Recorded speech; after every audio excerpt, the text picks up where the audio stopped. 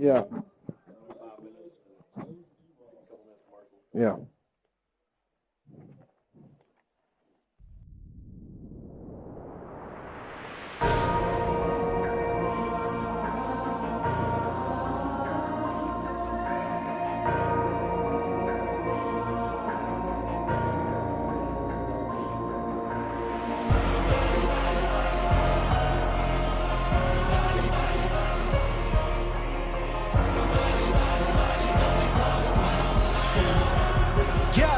Yeah, that's right, the champs are back, alive and well for all to see. Steady striving to be better, it's Kaizen tenacity. Daily grind is steady flying, that black flag mentality. Then again, what you expecting from the boys is from the G. Walk his path, built to last, it's our proven tendency that we always want to follow with sincere integrity. Daily implementing, practicing our PRIDE.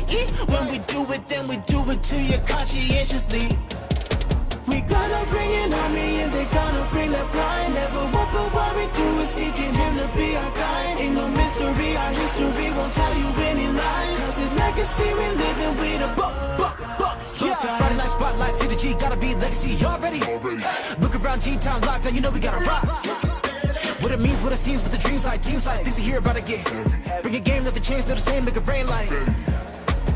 We're not pulling punches, points will come in bunches. Take you down to Juicy's and we'll show you where our lunch is. Century of grinding, looking you'll be finding him, yeah we them, just in case you need reminding. We some ballaholics, explode like we atomic. We eatin' till we make the future metabolic.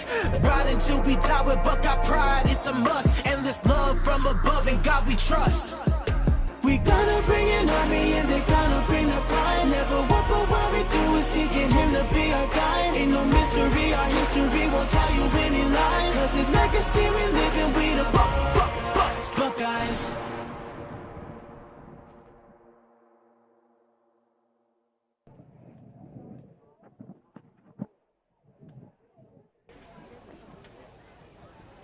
Good evening, ladies and gentlemen. Welcome to Jeff Traylor Stadium, where your Gilmer Buckeyes host the Pleasant Grove Hawks, state-ranked, here tonight with playoff implications galore as the Buckeyes come off of a loss to the Van Vandals offensive shootout last week, where the first game of the district season against Pittsburgh, the Black Flag defense showed up with a vengeance and kind of shut down the Pittsburgh Pirates on 4 different occasions inside our red zone. We didn't get a stop all week last week until the very, very end of the game, where everything was kind of said and done. And the Buckeyes, for the first time in a number of years, score more than 35 points and lose a game 48-38, and set up a interesting scenario tonight against these Pleasant Grove Hawks, who come in state-ranked, heavily favorite. They return 9 starters on offense, 8 starters on defense, 27 seniors. And to put it frankly, Joe Dodd, Josh Gibson's Pleasant Grove Hawks are loaded this year. They have gone away from the old wing T offensive attack into a new coach whose son moved in with him, and that is number 16 that we'll talk about, Colt Yancey, the junior quarterback, trained by none other than our own Stump Godfrey for the last 2 years. Thanks a lot, Stump. Yeah, Stump is not listening tonight. It's his birthday. Happy birthday. But he has got his hands full with Duncanville tonight. He is coaching as the offensive coordinator and quarterbacks coach for Mesquite Horn. So he's not in for a pleasant night either. But for these Buckeyes, they are going to be facing a very, very solid state-ranked team that are probably expected to make a very deep run in the playoffs. And it's as always, Pleasant Grove and Carthage, with these Buckeyes really halfway through the district season, really kind of trying to find themselves. Offensively, I think it happened last week, Joe, scoring 38 points all but one time that they had the ball, they scored. And the Buckeyes were just trying to be in a firefight, but the defense just kind of uncharacteristically really didn't get off the bus. Tonight, everybody's going to have to get off the bus for the Buckeyes to play here with these Pleasant Grove Hawks, because they are loaded. Yeah, they are, and they've been loaded this is basically about the 8th season. They really have had a dominant program. Of course, it started, when Josh Gibson got there. It's his 12th season this year. He's 118-39, so That's obviously a very impressive record. And, but they really didn't get rolling until about 2017 when they beat the Buckeyes for the first time and kind of announced to East Texas that, hey, there's a new contender in here with Gilmer and Carthage now. And it's been that way ever since. And, with those three, I haven't, believe it or not, I didn't do the stats on Carthage, but I know just from these two teams in the last 11 years, they've combined for, let's see here, well, in the last 9 seasons, Gilmer and Pleasant Grove have combined for all 9 district championships, with Gilmer winning 4 and Pleasant Grove winning 5. And in the last 11 seasons, since 2014, Gilmer and Pleasant Grove have combined for 7 state championship game appearances and 4 state championships. And everything else has been Carthage. And then everything else has been Carthage. So between those three, it's about 100% of state championships and appearances over the last, 12 years or so. It has just been all about these 3 teams in East Texas in 4A Division II. The Gilmer Buckeyes, the Pleasant Grove Hawks, who have been in the same district. This will be the 4th year that they have been in the same district. And that's just basically we're just stuck because they're so in the north east corner of the state. And as are the Buckeyes. Carthage, they've moved up and down between regions. So it just depends upon who plays. This year, as usual, they are in our region. So this combination of first place and second place for Pleasant Grove and the Buckeyes will determine who plays Carthage first in the playoff draw or second. But the interesting scenario tonight, Joe, is that coming off the loss to the Van Vandals are in prime position for second place if the Buckeyes don't win here tonight. If the Buckeyes do pull the upset over Pleasant Grove, Joe, it's going to be interesting because we'll have a 3-way potential tie for first place.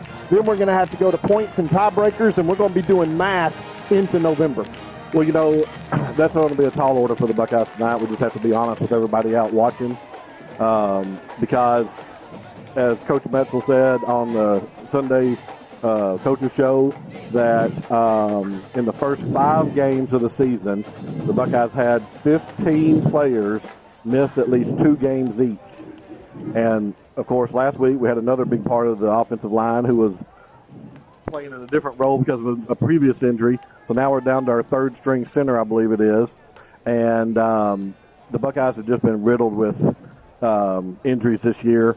And when you do that, and, it's not to make excuses for the Buckeyes, but, not in addition to playing just an unbelievable schedule, they also had to fill so many gaps in the players. And, when you have 2 or 3 guys, starters that are out for each game, and sometimes more, you've got to move players around into different positions. And then week to week, it's hard to, really improve because they're doing a new position every week. And when that is happening and you've got so many people missing, it's really hard to play the type of schedule that Gilmer's played, and that's why the Buckeyes sit at 2-5 right now. Yeah, absolutely. We will take a brief timeout, recognize a few of our sponsors, and come back with a coin flip right after this. Time Hall of Fame inductees, Brent Godarzi and Marty Young. Back-to-back #1 trucking firm in the nation. Back-to-back best attorney and best law firm in East Texas.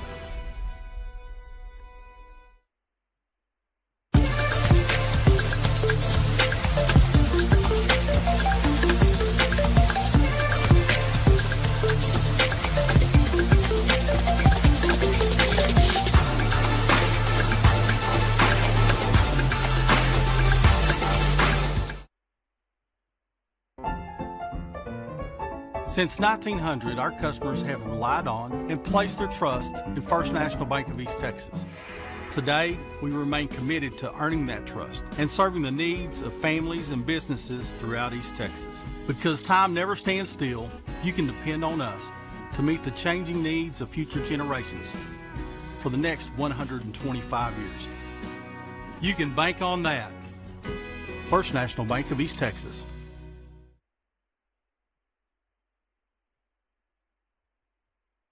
There's a real advantage to being a Gilmer National Bank customer. From the low fees on commercial loans and the hassle-free process and ease of local decisions. If you appreciate personal service and great savings rates, no matter what your age, come see us today in Gilmer or Longview. where the pace is a little slower and the smile's a little brighter. Because we want to hear you say, Gilmer National Bank. That's my bank. Gilmer National Bank, Equal Housing Lender, member FDIC. And back to Jeff Traylor Stadium once again, where your Gilmer Buckeyes get ready to host these Pleasant Grove Hawks. We will have the captains come out for the all-important coin flip. I would anticipate that the Buckeyes are going to kind of go with their strength tonight. Joe, defensively for the Pleasant Grove Hawks, not only have they 27 returning starters, and on defense they have 8 returning starters, but they play multiple fronts. They can get pressure with three guys. They play multiple 4-man, 5-man, 3-man fronts. They move in and out of different coverages. They mix it up very, very well defensively and are going to make it really challenging on the Gilmer Buckeyes in terms of being able to read the defense and see what's going on. Captains for tonight's game for the Buckeyes, number 17, Solly Jackson. That's number 12. Number 82 for the Buckeyes is Jaden Brinkley, and I can't see the other numbers. Well, Todd, I wanted to say, though, you mentioned the Pleasant Grove defense, and that led me to another statistic, that I like to talk about, and this is an amazing one, really.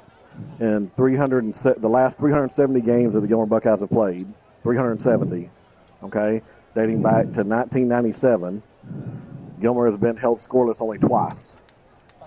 Both times by Pleasant Grove. And so a 10-0 first-round playoff loss in 2001 and a 14-0 district loss in 2018. So 370 games dating back, was that 29 seasons now. And we've had 2 losses, where we didn't score a point. They were both of this team. So they've had a good defense for a long time. Yeah, and they will continue to. And it is because they're multiple and they're disciplined and they're well coached.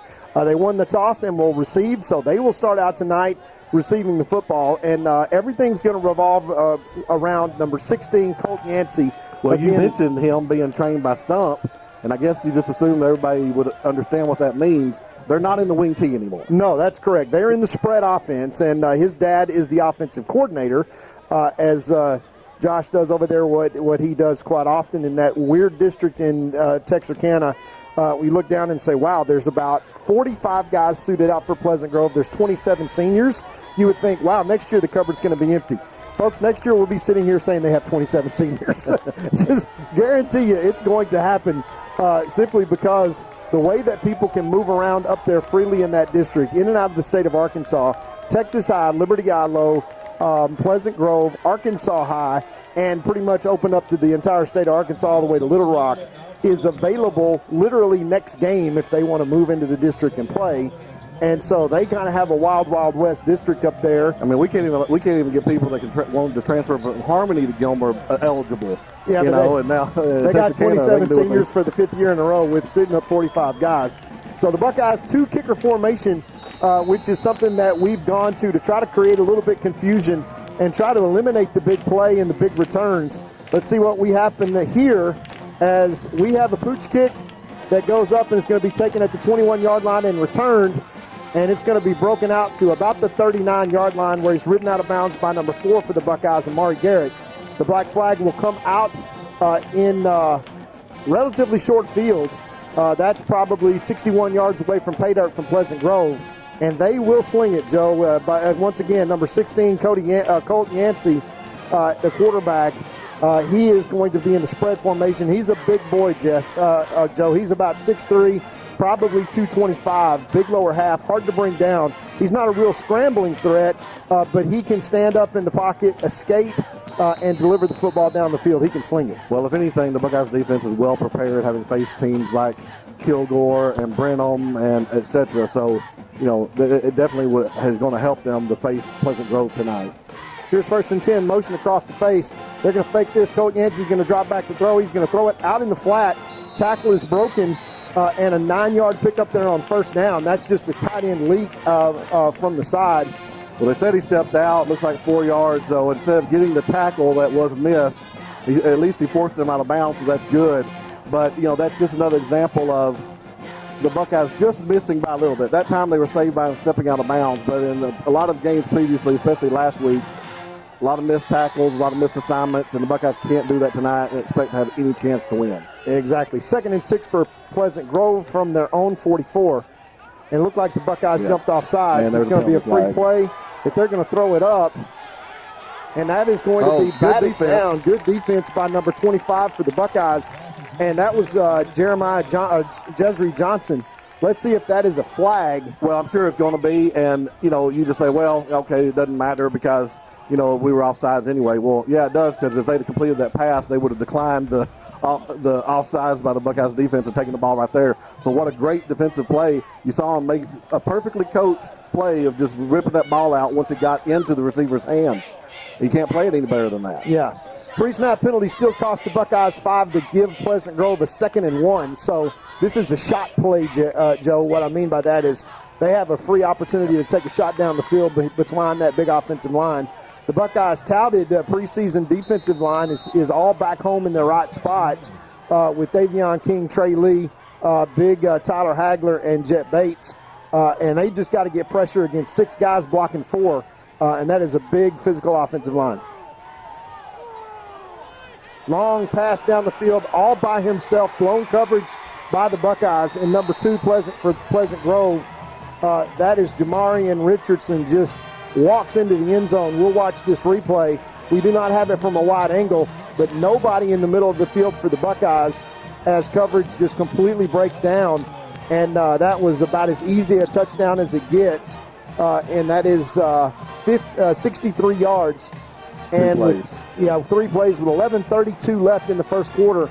And Pleasant Grove does exactly what we said. They came out and slung it. That was not a single rushing play in that whole drive, Joe. And they just blown coverage by the Buckeyes. That's one of those little things that you kind of saw last week where the Buckeyes would play great for 3 plays, and then 3rd down and long was the nemesis. You would like to have your team 3rd and 14, 3rd and 13, 3rd and 9, 3rd and 7, 3rd and 20. And the Buckeyes unable to get off the field last week on the big 3rd down conversions, pretty much because of what you just saw, which was kind of one mistake that leads to a massive play for the opposition. In this case, Pleasant Grove is just too good, and the quarterback is too good to leave a guy wide open in the middle of the field.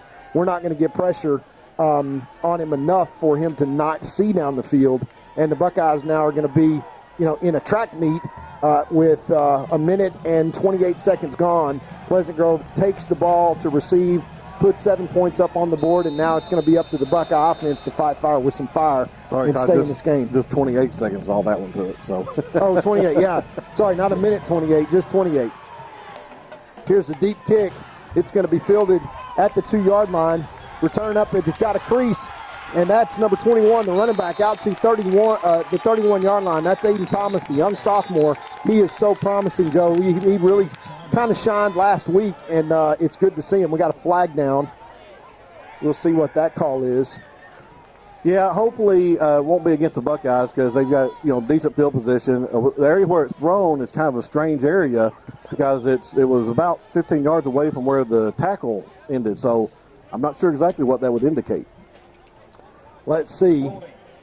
Yeah. It's holding against the Buckeyes, which is interesting. I mean, I guess we had guys up a little bit farther ahead of that of the tackle, so I was just hoping that it wouldn't be against the Buckeyes because a decent return set the team up nicely. Instead, you're going to start again at their own 23-yard line, and the Buckeyes just can't play like this where they have a blown coverage and a penalty that gives that keeps the drive alive, and then another penalty on the kickoff. They're just not good enough to beat a team like this with these kind of mistakes. Yeah, and it's early already in the game for those mistakes. Buckeye offense comes on the field. Going to drop back to throw. Going to take a deep shot down the field.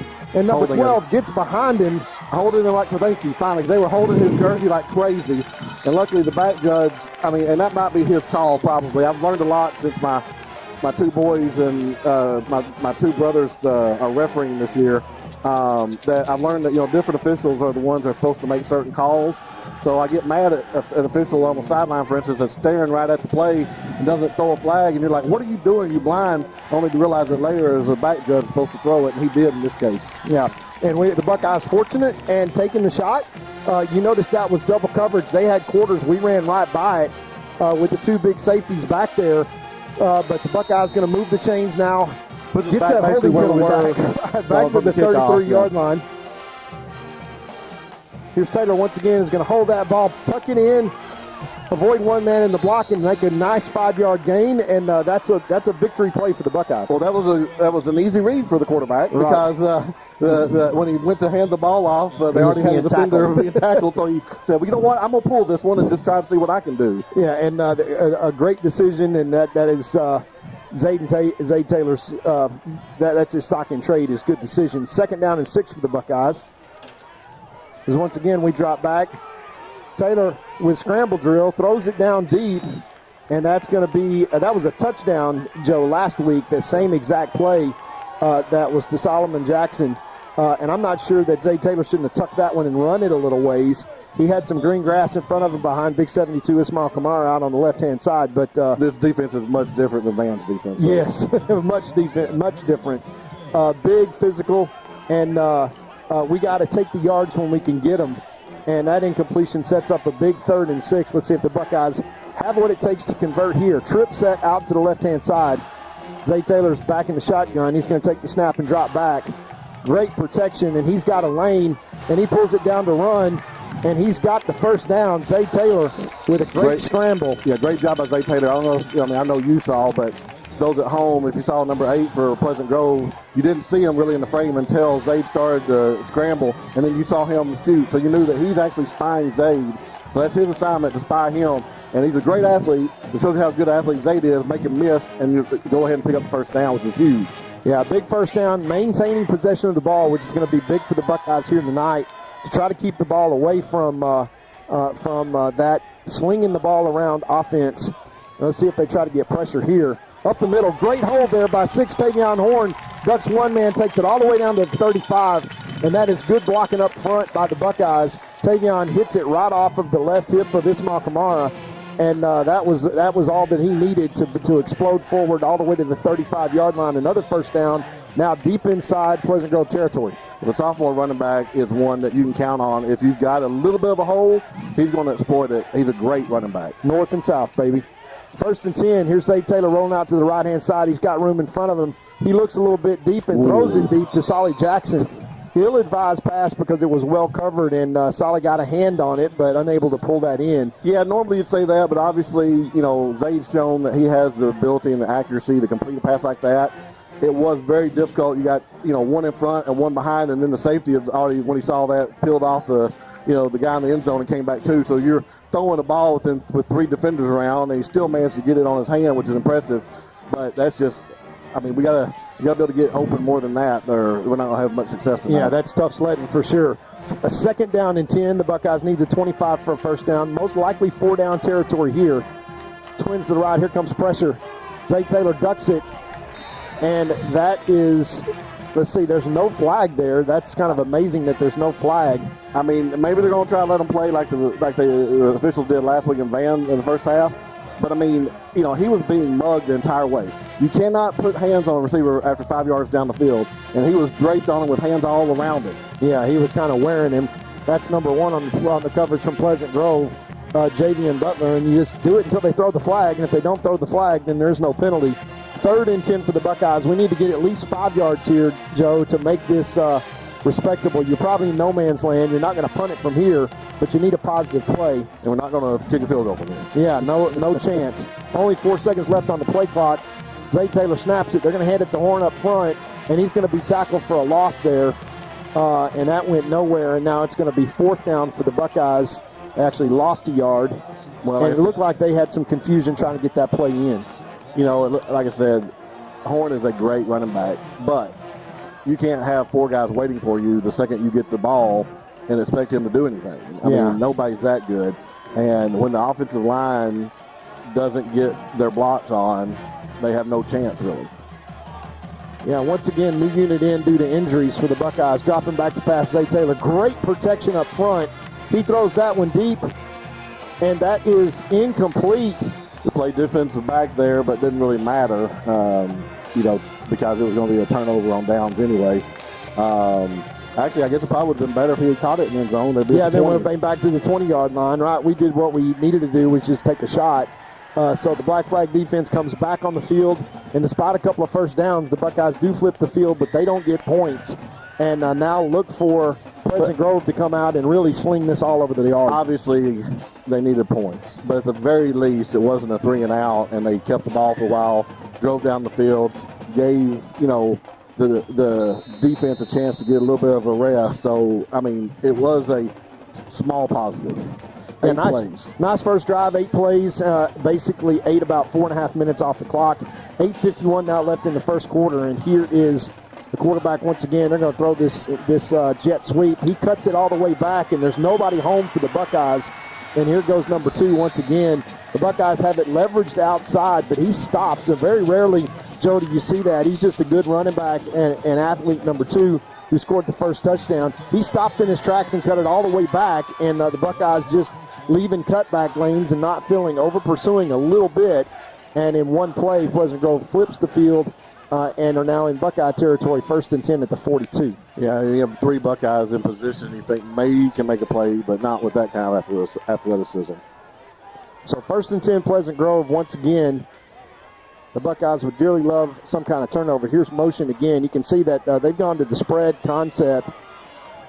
Missed tackles by the Buckeyes. He just spins out of tackles, and that was the problem in the last couple of weeks, really, is the Buckeyes being able to tackle. You see the replay as we have missed opportunity there.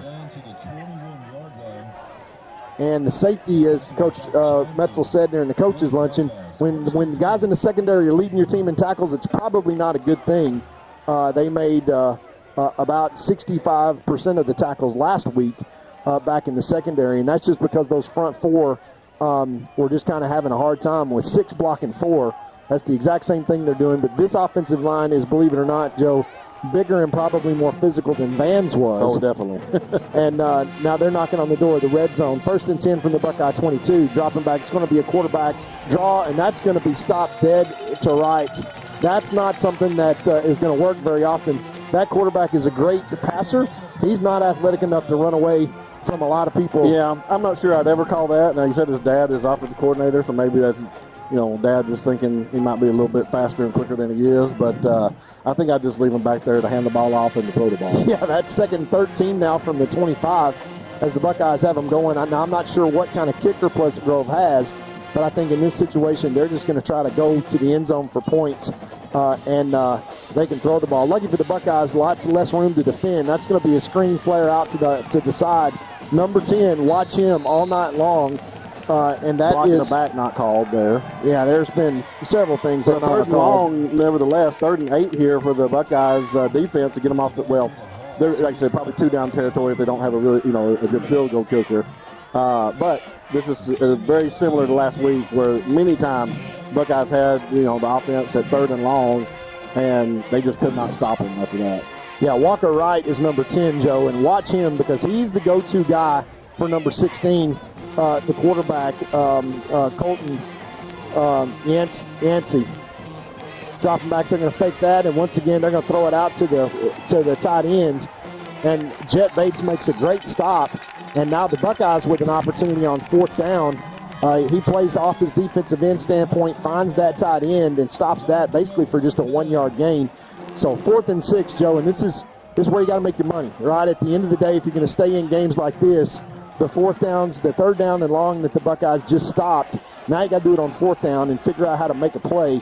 Unfortunately, these young Buckeyes in the secondary and the linebacker positions, we don't have a lot of options to basically bring pressure outside of the front 4. So here we're going to have to stay disciplined and stay with the chains and make sure that we don't just give up a little hook route that picks up 1st down. And there it is, and the Buckeyes almost intercept that, but do get off the field as number 1, Braylon Extra, turns around and it hits him right in the chest. Watch number 1, the outside linebacker, Braylon Extra out here. He recognizes that zone, runs right to it, turns around. Oh, there's the football. So good defense there by the Buckeyes. And normally we've seen that just missed by a half second. That time he got there by a half second, and like I said, even though he was kind of turning around and hit him in the back, he still was in the defensive position, stopped the play, and the Buckeyes done something that they don't do very much this season, is stop a team inside their territory. We did it last time we were home game 2 or 3 times, which helped us win the game against Pittsburgh. So maybe that's a good omen. For sure. Here's the snap, kind of outside. They're going to hand that to Tavion Horn, and that's way slow to develop. And that's just, again, our third-team center that doesn't get the ball back there clean. Zaid handles the snap and hands it off to Tavion Horn, but that play is too late. It's all about timing on those type of plays. In fact, most plays are all about timing. And I'm not to pile on the center, like I said, because, I mean, bless his heart, this is a third-string center started. He might have been a second-string, somewhere else, but, he's a third guy in the lineup for a center, and it's hard to do. Especially facing that front. Zay Taylor back to throw once again, throws a strike to number 12. That's Haynes. So Trace picks up about 9 yards to bring up 3rd down and 5, which is manageable. And that is a nice play, nice throw and catch into traffic where Trace Haynes picks up about 9 to take away the loss. Now it's 3rd and 5 and manageable for the Buckeyes from their own 23. I mean, don't get me wrong. I want us to score. But almost as importantly right now for the Buckeyes is to keep the ball and keep their offense off the field, to keep it close enough to have a ball game. Yeah, and rest our defensive line. Looking over the sideline, Zay Taylor with 10 seconds left, plenty of time on the play clock. Here comes pressure. They're going to throw this one out to Solly, and unfortunately that's a lob pass. That just gives the defense way too much time to react, and that's going to be about an 8-yard loss on that play. As they were bringing pressure and gave a different look, and that's why the Buckeyes kind of looked to the sideline to try to make an adjustment. And the punt team going to have to come on. And, Joe, that's exactly what you're talking about. A 3 and out is not how you want to respond to a stop, but that's where the Buckeyes find themselves. Back to the special teams. Here's where you got to execute a really good punt, flip the field, and try to get this ball down deep or at least midway into Pleasant Grove territory. Not much pressure. Not a bad punt, but it's going to hit and bounce and get down to about the 41, 42-yard line, which is about as good as you would expect, punting from that deep. So the Buckeyes are going to depend upon the black flag once again to try to come out and get a stop, which they just did against Pleasant Grove. And that would, as 3 minutes left in the first quarter here, Pleasant Grove scored on one of their 2 drives. The Buckeyes have a nice 8-play drive, but unable to score and turn it over on downs deep in Pleasant Grove territory. As you said, Joe, that's just like a punt. If I can eat 8 minutes off the clock and stay within 1 score, that is kind of a moral victory right now for the Buckeyes. I think right now, Joe, a big play, a turnover of some type is what the doctor ordered. I know what you mean, but let's not say moral victory, because this actually could lead to a real victory if they continue to do that. Yeah, bad snap, and that's going to be a wildcat formation, and that is going to back them up with illegal motion. So, they're not perfect either, and so they're going to have some penalties like that and put them back. So that's what I'm saying. If the Buckeyes offense can do their part, even if it isn't a scoring drive, just to keep the ball long enough and make enough yardage and to keep the defense fresh and everything, if you can keep this game close, that's what the Buckeyes need to have a chance, is just keep it close. Yeah, for sure. And some big plays and some breaks here and there, and some good fortune. That was some right there as they went into Wildcats. We've got the offense that can score. We know that. We know we can score. So we just need to keep this close and keep them from scoring as much as they've been averaging almost 50 points a game. Yeah, I see that they're going to go right. They're going to get away from that Wildcat and go back to what brung them. Trips off to the right-hand side. Run it back to the right. Let's see if they throw it again. Yes, they do. Drop back to throw. He's got plenty of time and throws a strike, but dropped by number 18. Hit him right in the hands. Exactly. Case in point. These are young men playing a ball game, and as good as they are, you see it on Sundays. Guys drop the ball. Yeah. So it happens. And anything can happen in a game like this as long as, you continue to believe that as a team and do your part. Like I said, if the defense will get a few stops when they can, rely on some luck at other times, and offense do their thing, there's a chance. 2nd down and 15, run around to the right-hand side, and the Buckeyes are going to stand that up and create 3rd and 3rd. They say it's a fumble, and the Buckeyes... No, let's see what the referee is saying. We have the football. Buckeyes have the football. Well, Braylon Ector, Atavian, number 1, Atavian Ector He makes a living doing that, Joe, getting in there and creating a turnover. Well, he's so little, they don't even know he's there. And all of a sudden, Exactly. he's looking up at the ball in the pile, and he grabs it and knocks it down. So, And he's got it. And then the Buckeye offense is now back in business.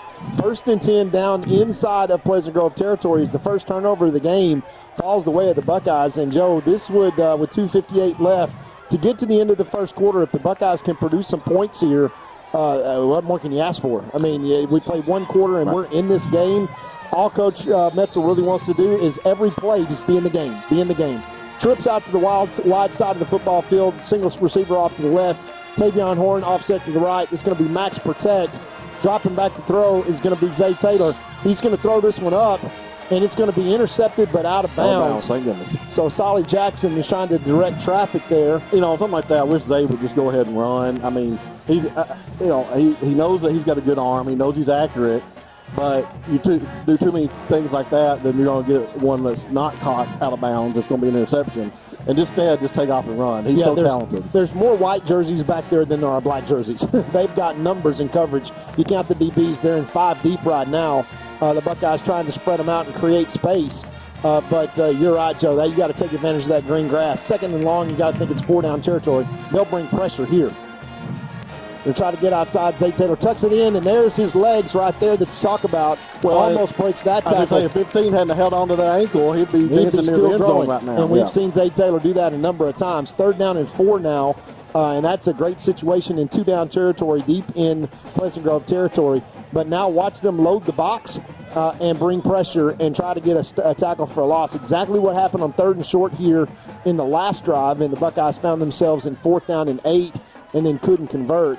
And this is one of these places where we got to be careful with our play call. But look at them loaded. Everybody out inside 10 yards. Here comes pressure in the box. And the Buckeyes got to be smart and block this up and see if they can't convert a first down. I'd watch 17 here. Well, of course, they can just go right off and hand it off, which is not a bad option when you have a running back, like 6. I mean, that's always a great option to hand the ball to him. And he's gotten very close here. I'm not sure. We can't see exactly where. Well, he's spotting right that there. forward. That's first down. If he spots that on the 29-yard line, that's going to be a first down. They're not saying it yet, though, see? Todd, they're still showing 4th down and haven't moved the sticks yet. That's going to be an official timeout for a measurement. And that's going. I'm saying that's going to be a first down, Joe, because that's inside the 29-yard line. It's going to be close. Right. Of course, it's offset a little ways behind the marker, so it's hard to tell exactly where that stick is. But obviously, I hope you're right. Yeah, they've stopped the clock to measure this. See, the nose of the football is inside the 29-yard line. Are they just trying to get? Okay. Now they're going to bring the chains out. Not sure official timeout. Yeah. Well, you think about it, we haven't seen that in a long time. No, we haven't. I mean, I was just thinking that. The measurement is almost the lost art as the chain crew. And that side judge, I'm not sure he can walk out onto the field. We're going to see if that stretches out where they're going to mark this. Yeah, it's going to be close. Oh, my goodness. I wish we had a camera at a different angle. First down, Buckeyes. They're going to give it to him, and I was right. We were within 2 inches. And I'm just doing that, Joe, based on the math of the fact that white stripe on the football that just identifies the nose of the football is right on the 29-yard line. And if we got past the 29-yard line, in my mind, we were going to have a first down. And sure enough, we got it by enough. Well, I mean, a great job by the coaches and the players. They made the right call, and they got just enough bodies out there to block to pick up exactly 4 yards and keep the Buckeyes offense on the field. And that's huge. Like I said, this is what the Buckeyes have to do. This is the recipe, the formula for winning a game against a team that's probably better than you. Yeah, right. And with all kinds of implications if the Buckeyes can pull that off. First down and 10 Buckeyes at the 29-yard line. And this is one of those places where they're going to try to play pass and have. Now it's a question of can we make it into a positive play. Zay Taylor takes this one, hands it straight up the middle to Tavion Horn. And he maybe got a yard, but he cut that one back behind the left guard, who, again, is in a different situation now, and that is Van Song, that's moved back from right tackle to left guard, and it's because the musical chairs of the offensive line And that's not a strategy, Joe. That is called survival. Well, like I said earlier, it's so hard to get better week to week when you're moving positions every week. Yeah, every week. So 2nd and 9 as the Buckeyes on 4-down territory inside the 30-yard line. Best field position they've had all night. They emptied the backfield. 71 moved just a little bit. I just happened to be watching his feet, and he stepped back a half a second before the whistle, unfortunately. And like I said, you know, if you haven't ever played, especially offensive line, and you might be thinking, well, hey, it's just offensive linemen. I mean, interchangeable, tackle, center, guard, what does it matter? It's a huge difference. Yeah, it matters. And so if you're playing center, you know, 1 week, and then you're a left guard the next week, and then the right tackle the next week, and then, I mean, you can't really improve. You're trying to figure out who you're going to block. And this is against a defense that's multiple, meaning that every single play, they're changing the front. So all of your blocking calls change every single snap. We're going to run the same play as Zay Taylor drops back. He's going to keep that one and find a man. Nice catch there by number 12, who just puts his knee down because he turned him, right? So he just put his knee down. I don't think Trey Haynes meant to kind of fall down there. I would say I sure would like to have seen him stay up. Yeah, but he had to reach behind him. If we watch the replay, he had to reach behind him to make that catch as Zayd kind of little dink pass and stopped him in his tracks in that zone. Throwing him open is the term for that, meaning that I'm going to throw it to a place where I'm going to force you to not be tackled. I'm going to throw it to the open spot. And that's going to be 3rd down and 4 from the 24-yard line. And the Buckeyes 2 down, 6 seconds left. We don't have the clock on the deal. We might not get this playoff. We may let it go down. I'm all for that. Yeah. And that's going to be the end of the first quarter. And Joe, quite frankly, happy into the first quarter for the Buckeyes, down 7-0, driving deep with a big 3rd and 4 when we come back to Jeff Traylor Stadium in this big district showdown right after this.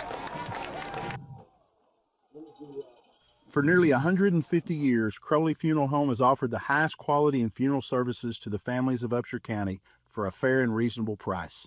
Led by Gilmer graduate Troy Murray, our staff stands ready at all times to tenderly guide your family in their time of need in all aspects of funeral planning, such as pre-need and at-need, and all types of services from cremation and memorial services to traditional funerals, with attention to every detail.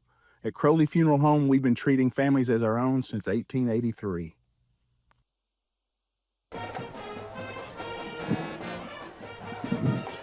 All right, well, we're back at Buckeye Stadium, and I told Todd, I said, let me say something real quick as we come in here, because I wanted to point out that Pleasant Grove's definitely going to be king on number 17 for the Buckeyes, senior receiver Solomon Jackson.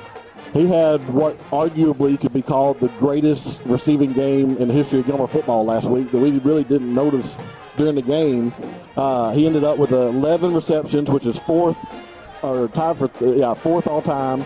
He had 209 yards, which is 3rd all time, and 3 touchdowns, which ties for 1st all time. Yeah, great in game. One game. A great game. And we needed every bit of it, and we still came up 10 points short. But trying to get first blood tonight here. The Buckeyes trying desperately to pick up a first down, get in the red zone. 3rd down and 4 now.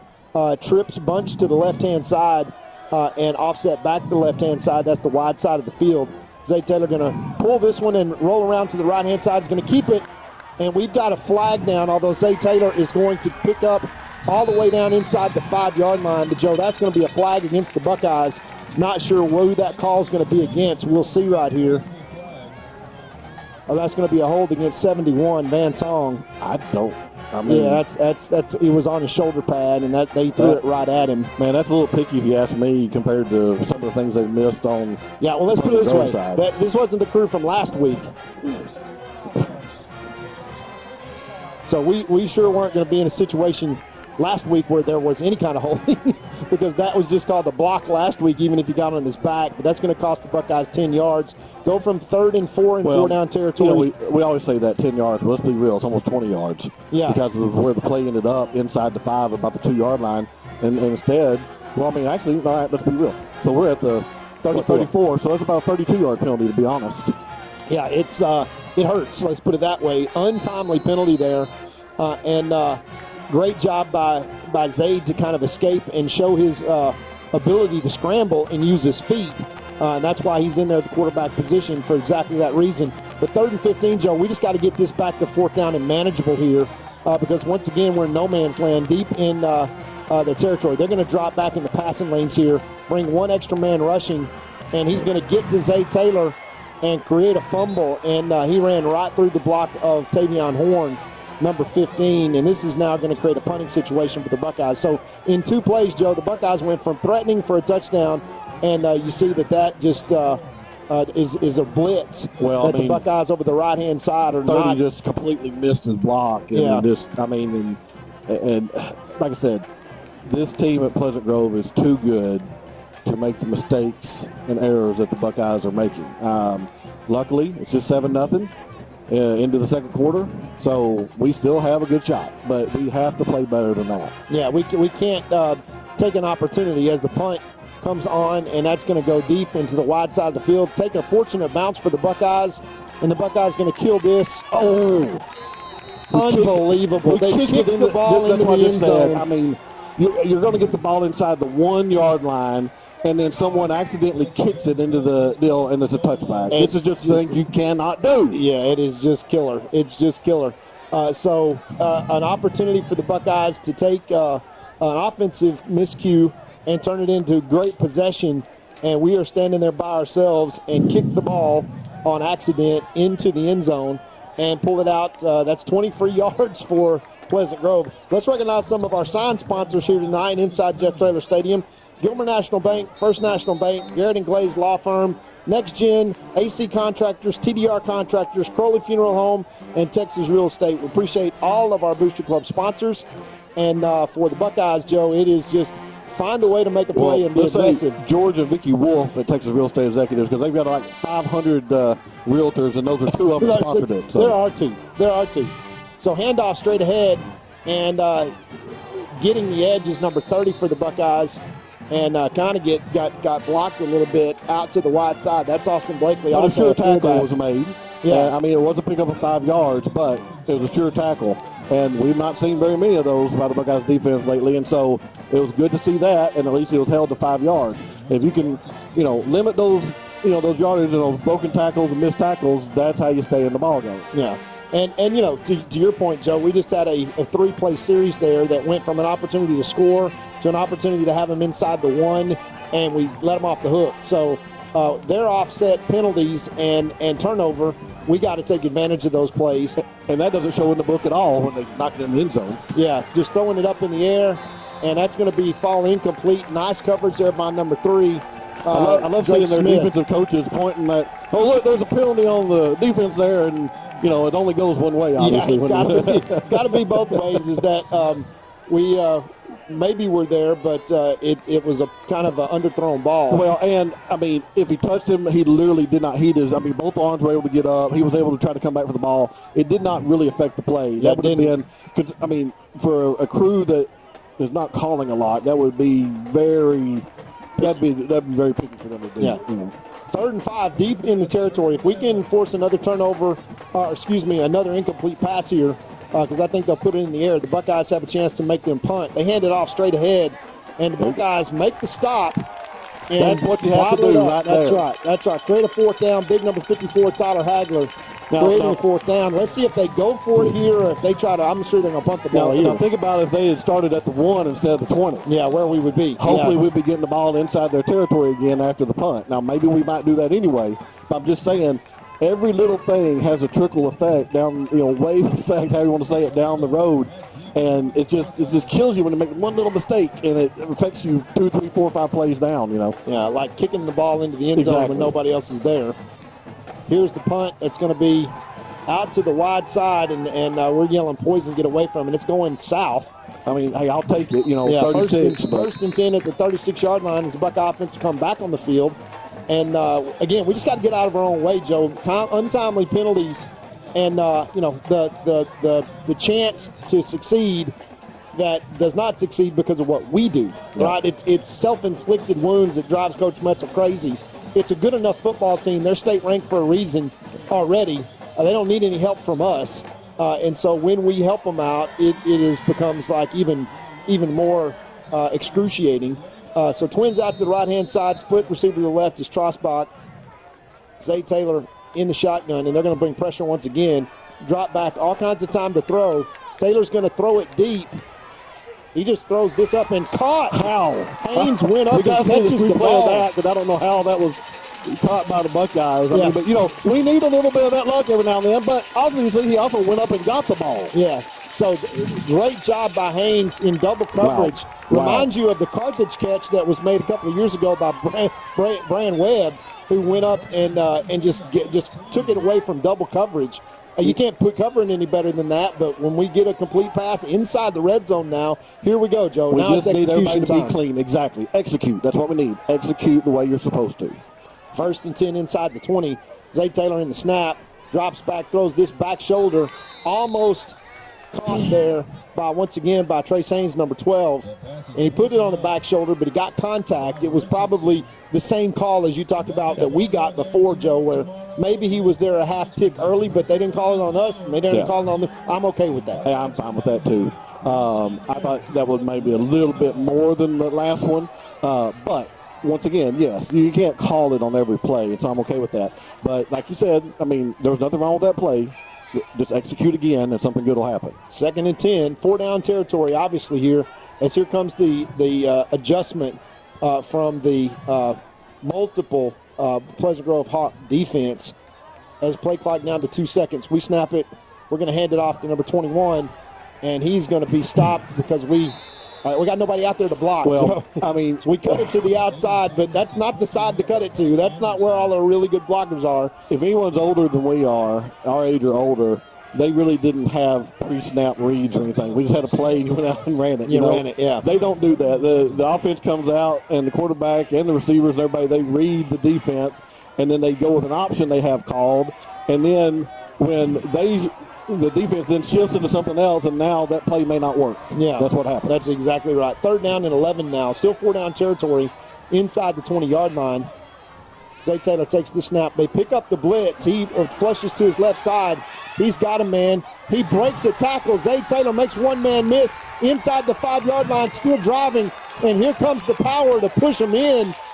Zay Taylor down to the 2-yard line. Fantastic there by the Buckeyes. Zay Taylor making that one happen all by himself. 3rd down and 11. Not only does he pick up the 1st down, Joe, he's in the shadow of the goal line, breaks 2 tackles there, makes one man miss, and now he's just basically saying, hey, here.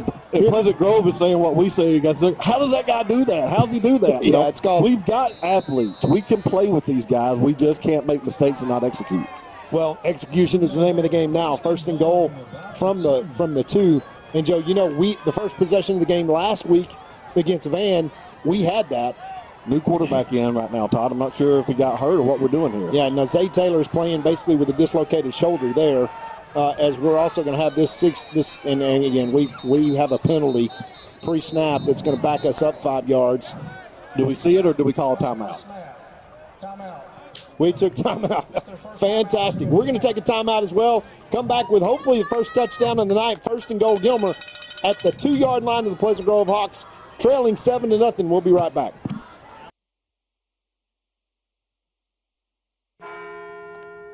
At Farmers Insurance, we've seen almost everything, so we know how to cover almost anything, even a rock and wreck.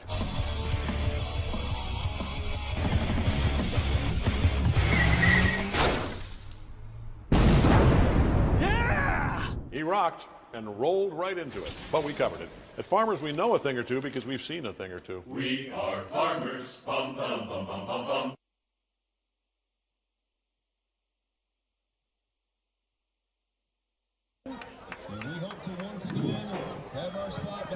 Back to the action here, 7-0. Buckeyes trail, but they are 1st and goal from the 2. And to start the second quarter, Joe, down only 7-0. Now with half the quarter gone, we've got a chance to tie this up here. And this is, as you said, Joe, we got to execute right here behind the big offensive line. 1st and goal. Handoff straight ahead. Tackle and push. He got in there. He was in there. I don't know if they're going to call him a touchdown. Touchdown, Okay. Buckeyes. Fantastic. Big offensive line blocking around that left side. And watch 22, the linebacker, come all the way around from the edge and tackle this from behind. He came over the A-gap with the center, but the big push behind Kamara and number 71, Song, got the job done, and the Buckeyes an extra point away from tying this up with 6:57 left to play in the first half. Of course, Horn is about 210, 215, so he's not easy to bring down from behind. So he kept his legs turning, and that's the name of the game there, is just keep driving to the end zone until gravity takes over. Crucial extra point left to come. They jump off sides. We kick that up, and it is good. And we'll the penalty. I don't know if they even called it. Looks like they called it. Hey, 7-7 with 6:57 left to play in this first half. Joe, I'll take it. Let's take a timeout and recognize a few of our sponsors and come right back.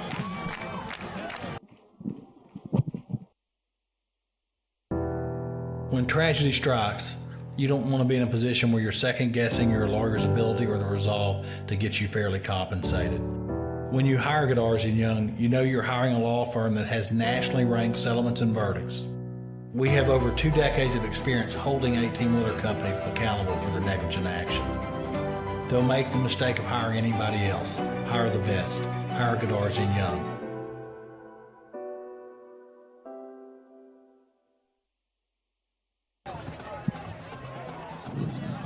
So Joe Dodd, 7-7 game, not something that we thought we'd see, saying second quarter, 6:57 left to play in the first half. And with a day less preparation, of course, it means for them too. We are playing on Thursday night, but maybe that's a good thing. Maybe it's a little weird.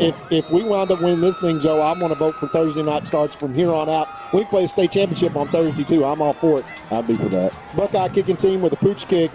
This is going to come up and be fielded at the 31. And once again, the Buckeyes got to find a way to tackle number one, still running across midfield.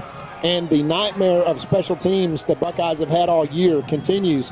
We went to a two-kicker look, a dual kicker look, just to try to stop that. And we weren't terrible last week on special teams as a whole, so we kind of had a little reprieve. So let's hope that that's about the only thing they do special teams-wise tonight, and we'll get it, back together again for the rest of this ball game. Because once again, we cannot play football with mistakes and errors and missed tackles and have any chance of beating this team. Yeah, well, you've just got to execute. Their last 3 possessions, Coach Roth tells us, no first downs.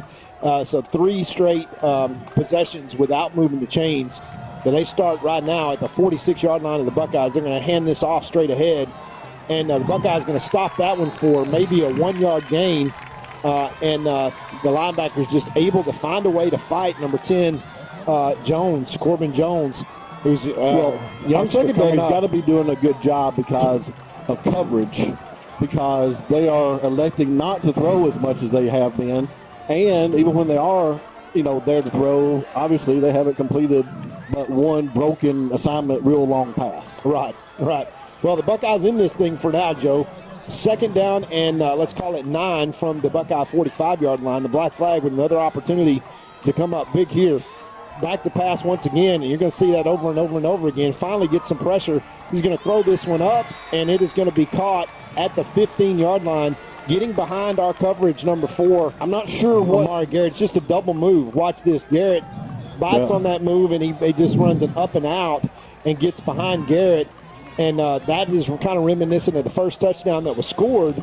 And that was obviously blown coverage. It's the old Sports Illustrated jinx where I just said how well the secondary must be covering. Yeah, put them on the cover. Thanks, Joe. Appreciate that. First and 10, Pleasant Grove behind the completion there. And again, that's an executed pass, Joe, but it's not a pinpoint barn burner pass. We blew the coverage. Right, so handoff up the middle. The Buckeye defense responds, but they keep driving, and they get down inside the 10-yard line. Let's see if we can create a turnover out of that. Well, and of course, they can still pick up a first down, too. It looks like it's by the 5. So, this is obviously going to be 4-down territory for them, you would think, because they could get a touchdown or a first down here. So the Buckeyes defense just has to hold steady. Yeah, handoff once again. And, boy, if that's not a hold, I'm not sure what is, as they go down to the 5-yard line. As you could just see, number 0, Trey Lee, kind of pursuing around the left-hand side, and his jersey was just grabbed and stretched. And they're just short of that first down there. Obviously, they didn't call that one, Todd, but Buckeyes, you can't rely on, like Alan was saying, earlier this week, you can't rely on officials, everybody else to do it for you. you have to do it yourself, you know. Yeah, well, they snapped that one quick to their credit. They got set quickly, and we were trying to get guys off and on the field. They gave them really 4 yards before we really got kind of pressure. 3rd down and 1 from the 6-yard line. This is where the Buckeye Black Flag got a bow its neck. 4:26 left in the first half. 7-7 tie. Pleasant Grove is going to run this quarterback draw straight up the middle, and he easily picks up a 1st down, kind of falls forward behind his big blockers there. 1st and goal from the 2. And now the Black Flags just got to figure out a way to knock that ball loose. Already 1 turnover for Pleasant Grove on the fumble. They're going to 1st and goal from the 3, Joe, is where they got that ball snapped. And not much to do here except to try to power it in behind that big offensive line. Because there's no room to throw, right? So you don't have much turf to defend. Well, they've got speed. They can get to the corners, obviously, so it'll be interesting to see what they do. They're not bunching up right now, at least. Yeah, it's going to be up to the Buckeyes to run fit. They're going to pull a guy over the left-hand side, and that's going to be a touchdown. They pull number 10, their all-purpose back, and Pleasant Grove with 3:41 left to play in the first half answers with a touchdown of their own. You see the replay. Watch 10. You see 10 lead through there and get a block. A little bit of a hold. Well, every play they're holding. It's not as bad as Van last week. That was pretty bad. But, you know, it just kind of goes back to the point, you know, that we've been talking about tonight, is that we're not good enough, especially against a team that is so good, to make the mistakes that we're making and stay, you know, and expect to win. And when you give up that special teams play on the kickoff and let them get on your side of the field to start, it trickles down. That's what happens. And, you know, as good as those last 3 drives were by the Buckeyes defense, you know, that just set them up for a position to fail after the special teams play. Right. Well, still a 1-score game.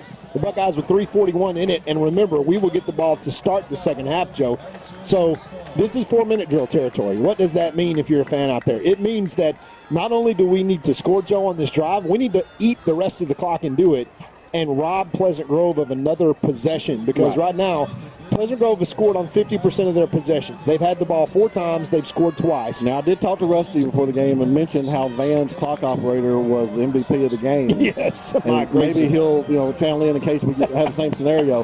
But I'm with you. We need to take the ball. Whatever we do, keep it for 3:41, not let them score, and hopefully get 3 or 7 out of it ourselves. Yeah, well, Joe, going in 14-7 at halftime, knowing we're getting the ball to start the second half is not a bad thing. Going down 2 scores at this position is the bad thing, right? That's what cannot happen. So 45 yards in 5 plays because they started there at the 45-yard line with that drive. And here the Buckeyes are going to have another kick to return. And this is going to be taken and bobbled.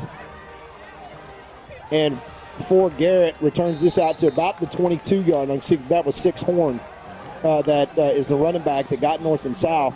We leave ourselves a challenge with 3:34 left. Remember, Joe, we're going to have the 2-minute timeout. So there are basically 3 timeouts left for the Buckeyes, 2 of our own and 1 in the 2-minute variety. But this is where the Buckeyes got to put a drive together. And that's what is challenging is can you put 8 or 9 plays together and execute 8 times without making a mistake. Pleasant Grove to call some timeouts here defensively, too, to try to get the ball back with time. Well, especially if they can get us into 3rd down. But we've got to have positive plays and keep the chains moving. All the time in the world to throw, my gracious. And we load up and throw it deep into double coverage, and it's intercepted. Basically, it's a punt, but we didn't want to punt on the first play of offense. Yeah, that is an ill-advised throw. Is that we just threw it up down the field into double coverage. Look at the protection. I mean, we could have sat there back then, and Zay could have run that ball. He could have taken off either side of the line of scrimmage and probably picked up 20 yards. Yeah, well, we put our defense right back on the field. And, Joe, this is exactly what you talk about. You just can't do it, right? You just cannot put And, I mean, Gilmer's coaches literally are just putting their hands on their head and just going, what, you know.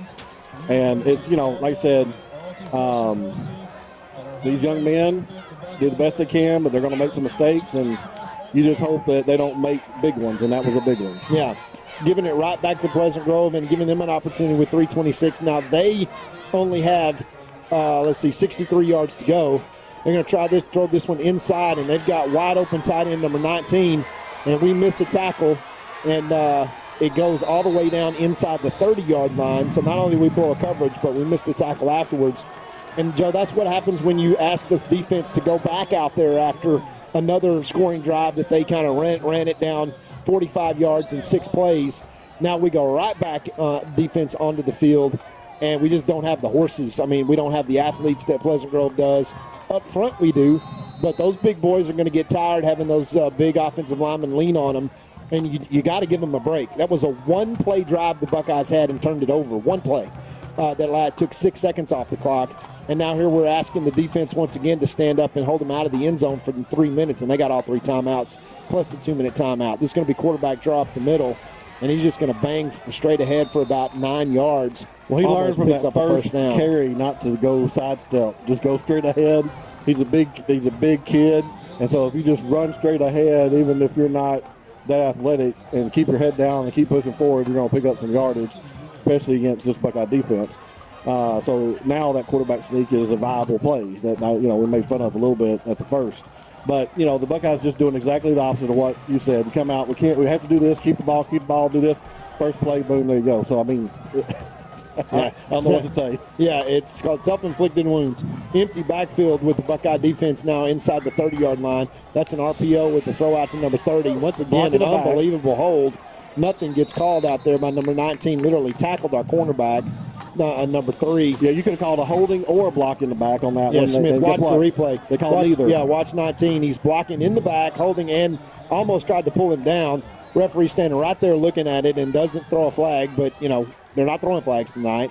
Really, same situation that we had last week. And that's just... That was much more egregious than the flag on 71 for the Buckeyes. Yeah, for sure. Deep throw, and Smith is going to try, and that's going to be a touchdown.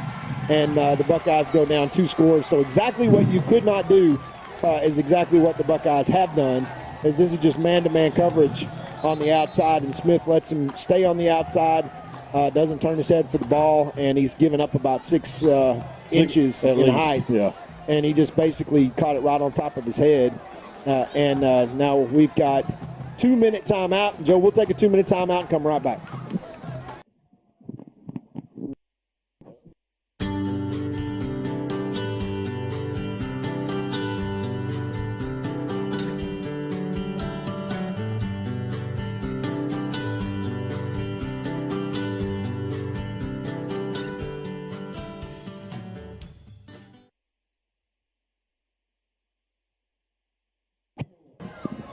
Back to the action here as the Buckeyes, with 2 minutes left to play in this first half, give up a quick touchdown to Pleasant Grove. And, Joe, I guess that's the only good news is that they've only got 2 minutes left now to mount a 2-minute drive to try to score quickly. But that one-play interception really killed them on that last one because Joe, we were in their territory tied up at 7-7, and then with like 7 minutes left. With a kickoff, you can point to 3 different plays, and now we're in a position where we're down 2 scores, and that's still not unsurmountable, Joe. Because if we can score here before the half, at least 3, and score again, we need 7. Yeah, at least 3. And score again when we get the ball to start the second half. We're halfway through the third quarter, and we've got a ball game, but the Buckeyes had a turnover advantage because Pleasant Grove turned it over. We gave it back. So there's nobody in the turnover advantage now as the kick is up, and it is good. So 21-7 now the lead, Pleasant Grove over Gilmer. And we will take a quick commercial break and be right back. Brad Burkhalter and Gary Vestal are your Gilmer Edward Jones financial advisors. We're all about financial investments, but we also value the investments of time, patience, and encouragement our young athletes receive from their coaches, teachers, and mentors.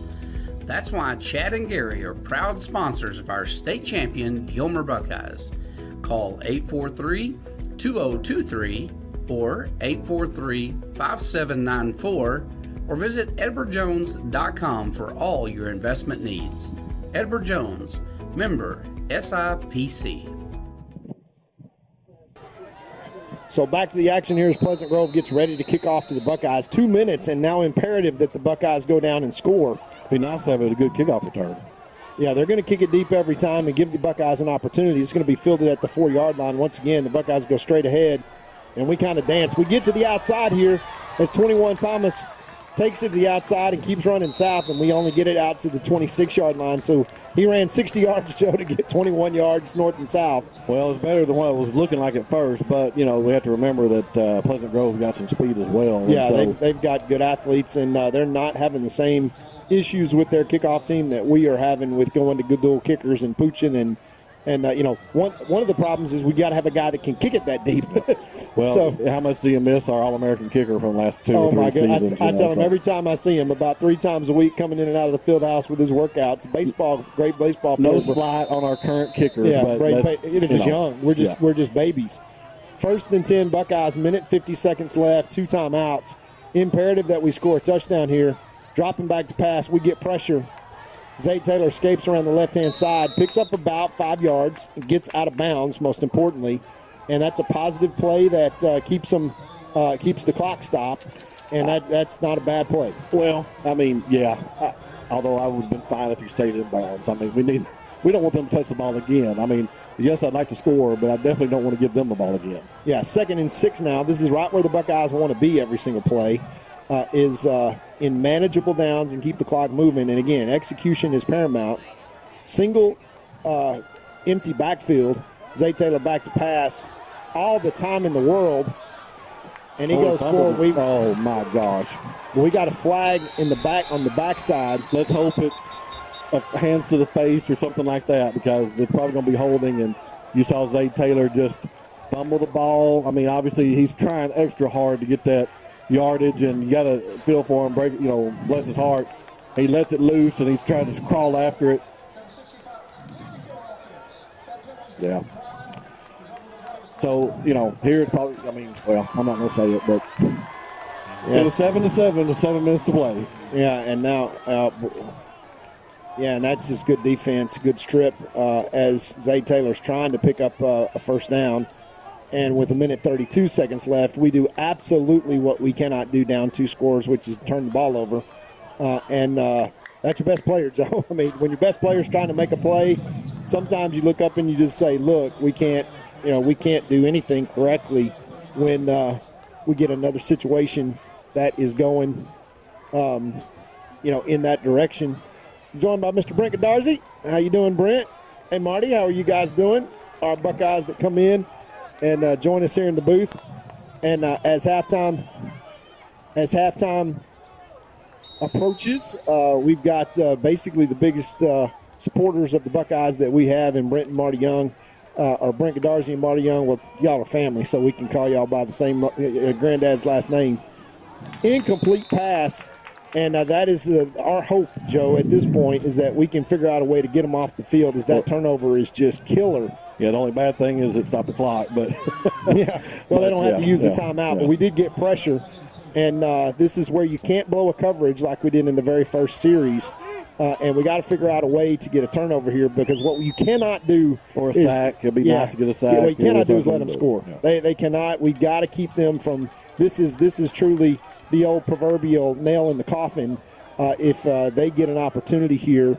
To score again with 1:25 left. Again, they have their full suite of timeouts left, as they're going to hand off straight ahead. And the Buckeyes miss a tackle, and now that goes down to the 15-yard line, down inside the 15-yard line. As we had them dead to rights after about 2 yards, we watched the replay. Our linebacker comes up and fills, and we hit him right there. I don't really want to watch a replay on this one. But we just bounce off and don't wrap up from a tackling standpoint. And there's a fumble that gives us a chance, and we at least back them up 4 yards, and the clock runs, and they're going to take a timeout. We'll take a timeout with them and come right back after these messages and the conclusion of the first half. Banking the Texas way, with strength, trust, and hometown pride. Deposits that work harder, backed by neighbors who care. Your hometown bank is right here in Gilmer, Texas, 795 Highway 271 North. Texas Heritage National Bank, member FDIC.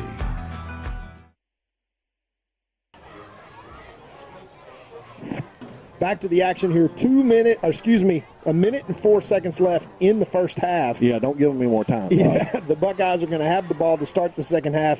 At least we expect that they will kick off. But down 2 scores now, 21-7. This is where we need one of those strip rip sacks and return for a touchdown. Something advantageous for the Buckeyes. I didn't use the word miraculous. At least to stop. I mean, obviously a score would just be beyond belief, but if they score here again, it's tough. Yeah. It's an up here climb because, as you said, Joe, these guys are just too good to give them possessions. They got single coverage out to the wide side. They throw it up and broken up by number 9. That is Devin Fort. Textbook. I mean, he waited. Yep. He got his hands on it. Ripped straight up. I hate that coverage. I'll watch a replay of that. And you see just reading the hands and creating an incompletion there and bringing up 3rd and 13. Now, Joe, I'm not sure what the kicking game looks like for Pleasant Grove, but they haven't needed it much this year. So. Yeah, a 3rd score is still a 3-score lead, right? So we need to hold them here to a 2-score lead. I'm not saying that a field goal is less than an interception. And broken up there, great read by number 14, that's Young Johnson. And that's the great news, Joe, is those are sophomores making those plays. Yeah, I'll tell you, I mean, I'm asking for a lot, but how great would it have been instead of focusing on the guy getting the ball, he'd look and see, maybe I could have caught that ball and kept on going. You know? Yeah. Say Johnson is a great play. Yeah, he is a safety young sophomore. We've got sophomores all over the place playing critical roles. But we got to stop. But we're going to see here if we're going to have the possibility. We've talked all year long about, hey, can we find a place to block a kick here and make a difference as Big Ish comes out and if they want to try to block this, I think. I would get him in too. Yeah, he is a force to be reckoned with. His kick is up. He missed it. And he missed it. No good. So, Joe, not only did the Buckeyes get a stop, we get a stop with 54 seconds left. So, we got the flag, Todd. Please. Come on. I did not see that when it first, started. I followed the ball just to see if it was going to make it. So when I looked up, saw the yellow on the field, my heart sank a little They're bit. jogging off the field, so I think that is going to be against Pleasant Grove. We'll see what the official call is. Oh, you got to be kidding me. We gave them a first down for hurdling. You have to be kidding me. Hurdling on number 10 and a missed field goal. I think we'll run out of bullets to shoot ourselves with. I mean, quite frankly, it's like at some point we can't be our worst enemy, and hurdling by number 10. It's one of those times where it just gets so bad you don't cry anymore, you just laugh. That's pretty much where we're at. I'm dumbfounded. We hand them the ball back with 54 seconds after stopping them on defense. Missed field goal is a hurdling call. Hey, just pray for our coaching staff because this is, we will still victory from the jaws of defeat. And our kids know better. Yeah. And, hurdling, I mean, we only practice that and make it a point of emphasis. And now I guess we've got another timeout. Pleasant Grove. And we'll take a timeout and come right back after these messages. Need an oil change? Try the new Buckeye Express Lube, 1 mile from Gilmer on Highway 300. Oil and filter changes, fluid top-offs, multi-point inspections, and tire rotation and repair are just a few of the services they offer. Best of all, you can watch TV and enjoy a complimentary snack while you wait. Jason Horton, a former Marine, thank you for your service, has over 30 years of experience in the business and guarantees the best service in town. Next time you need an oil change, think Buckeye Express Lube on Highway 300. Back to the action here, and Joe, after hurdling, my gracious, a missed field goal and giving the Buckeyes back the ball with 54 seconds gives Pleasant Grove a 1st and goal from our 8-yard line. All we can hope for is maybe a couple of sacks and tackles for losses, some miracles basically. just to keep them out of the end zone. We have invited them 3 different times. This is going to be a quarterback draw, a little pop pass. Oh, my God. Broken up. Nice play there by number 1, Hector, who's everywhere. They're definitely not calling anything because, I mean, watch this replay here. Watch this hold on the end here. I mean, it's tackled. I mean, just, man. Yeah, good defense by Octavian Hector, who is Mr. Turnover. We saw him in the Pine Tree game steal literally from a running back and then return it for a touchdown. I'd love to see him pull that one out of the hat again, but that'd be nice. 2nd and goal now from the 9 after a hurdling call. It'll be track season again before I want to hear that word, hurdling. 2nd and 9, and they're going to have the rollout to the right hand, throw it back to a wide open receiver on the left hand side. And he catches that. And let's see, is that a touchdown? Yeah, that would be a touchdown. I didn't see anybody make the signal. You see here, completely blown coverage again. Yeah, we lost the back. Our linebacker that's responsible for it was a horrible throw, but he was so open. He stopped and caught it off the shoestring. And once again, Joe, we just can't get out of our own way. We're going to go in with now at least a 3-score lead unless we can try to return something here and have a chance. And that's just demoralizing. 28-7 now, where just a few minutes ago, 4 minutes ago, it was 7-7.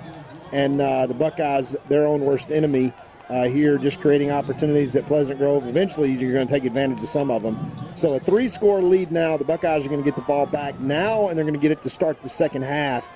And we just need to have some things go right, at least for the next 43 seconds. Now, you've seen that Pleasant Grove is more than willing to kick the ball deep to our return guys. But the best field position that we've gotten out of that, I think, is the 26-yard line. And we've got good coverage by Pleasant Grove, who does kick the ball deep and creates a scenario where, with our special teams, it's not Will Henderson back there anymore that can take it to the house with just, with one touch.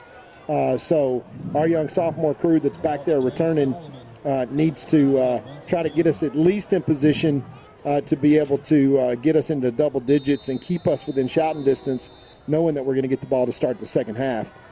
So here's the kick with 43 seconds left. They are once again going to kick this ball deep. It's going to be fielded about the 3-yard line. Nice high kick, bobbled by the Buckeye returner. He breaks one tackle and gets it out to about the 25, which is about what they've done, Joe, all night long. That's Thomas, the young sophomore running back, once again. Hopefully we're not just going to just drop back and throw it deep and just have a prayer like, we did on, a previous possession just a couple, possessions ago. But you obviously don't want to get on the ball again. But, you still don't want to just not be proactive and be aggressive and try to score because, you're so far behind. Anything will help. And you can score in 38 seconds. We've got kids that can do it. But I wouldn't just drop back and throw it deep into triple coverage. Yeah, well, you just can't throw it into coverage. And, again, they're going to be basically 2 guys in the box now, 3 guys in the box.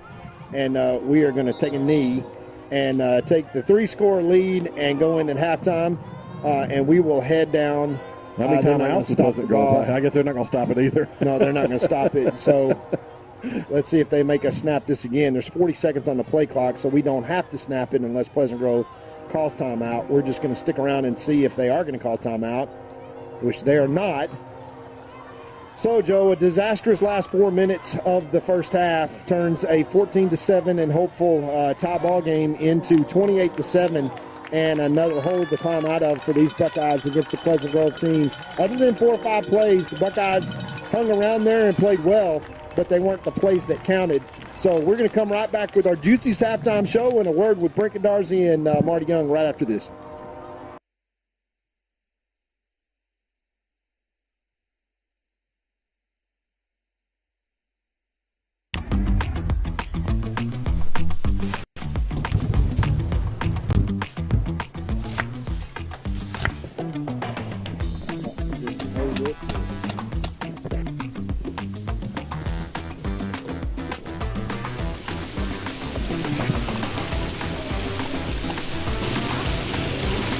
Don't settle for the other guys when you could have the best. Only at Juicy's.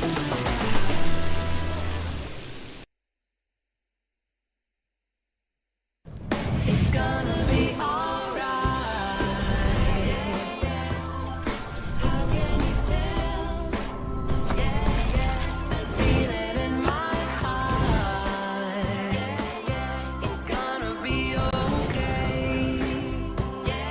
Juicy's Burgers, serving you for over 40 years.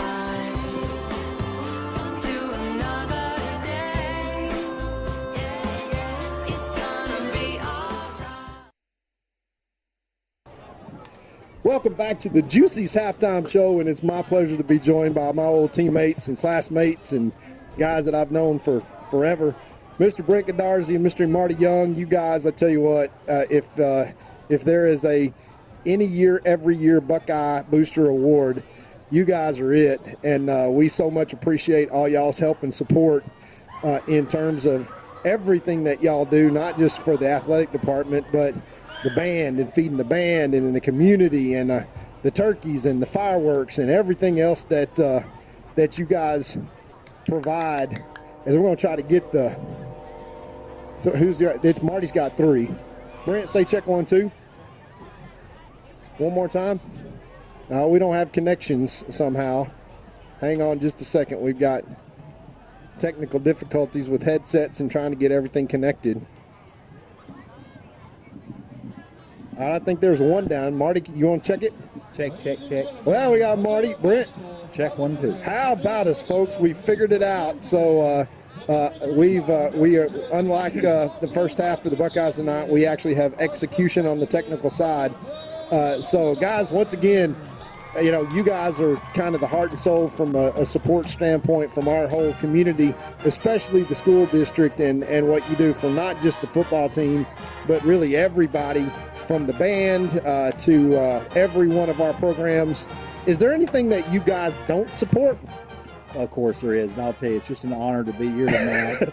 And there's life lessons to learn out here on this football field, and that is you can't win them all, and you got to get better every play, every practice, and every game. And I'm sure the coaches are instilling that in the boys, because even in our office, there's times that we got to dig in and work harder and get better. And each one of these kids will learn lessons from each one of these nights that doesn't go their way, and they'll be able to parlay that hopefully into a successful life in whatever profession or vocation they plan to be in. I'm proud to be here with my son Dane, who some of the best years of my life were here at this stadium watching him play and watching the Buckeyes win district championship after district championship and state championship. So these coaches know how to do it. It's instilled in these players, and they're going to get them there. It's just a young group who is going to have to coalesce and listen and learn from each coaching opportunity they get. Every snap. And, Dane, well, first of all, we look like we could suit you out here tonight, and we could probably use you back in your linebacker position. We enjoyed watching you play in so many big games for the Buckeyes. And congratulations. Hey, passing the bar, baby, that's not a minor accomplishment in life. And you just checked a big box there. So congratulations. But tell me, out of all the nightmare scenarios that I've ever heard, how bad was it getting ready for that thing and then getting through it? Well, I'll say this. Everybody who's taken the bar exam will tell you it's probably the most miserable 10 weeks of their life. It is a 8-hour a day, 7 days a week for 10 weeks. There's no break. There's no time to take a break from studying for it and preparing because so much is at stake. Of course, you've gone to high school, tried to make good grades in high school. Then you go to undergraduate, try to make good grades in law school.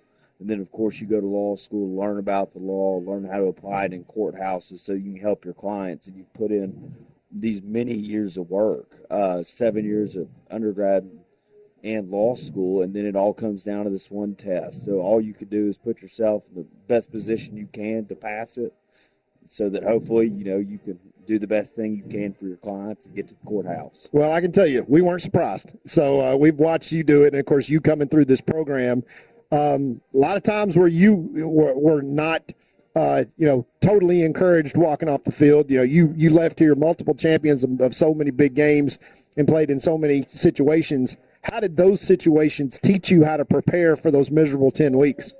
Well, I think it's one of those things, whether it's playing football, whether it's practicing law, there's going to be uncomfortable things that happen. There's going to be times where you have to dig in and you have to work in the fourth quarter. There's going to be times it's going to be 4th and 1. You have to pin back your ears and you have to trust your key on the football field. When you're playing inside linebacker, the guard blocks down, the tackle blocks. You got to bring it. You got to fill the hole. That's right. It's no different than when you're practicing law. You're taking a corporate representative of a company, or whether it be or a truck driver, and they say X. In that moment, you have to say Y. And you have to do what's right for your clients. So, it's one thing, growing up playing football here, playing for your teammates, playing for the coaches, playing for this community.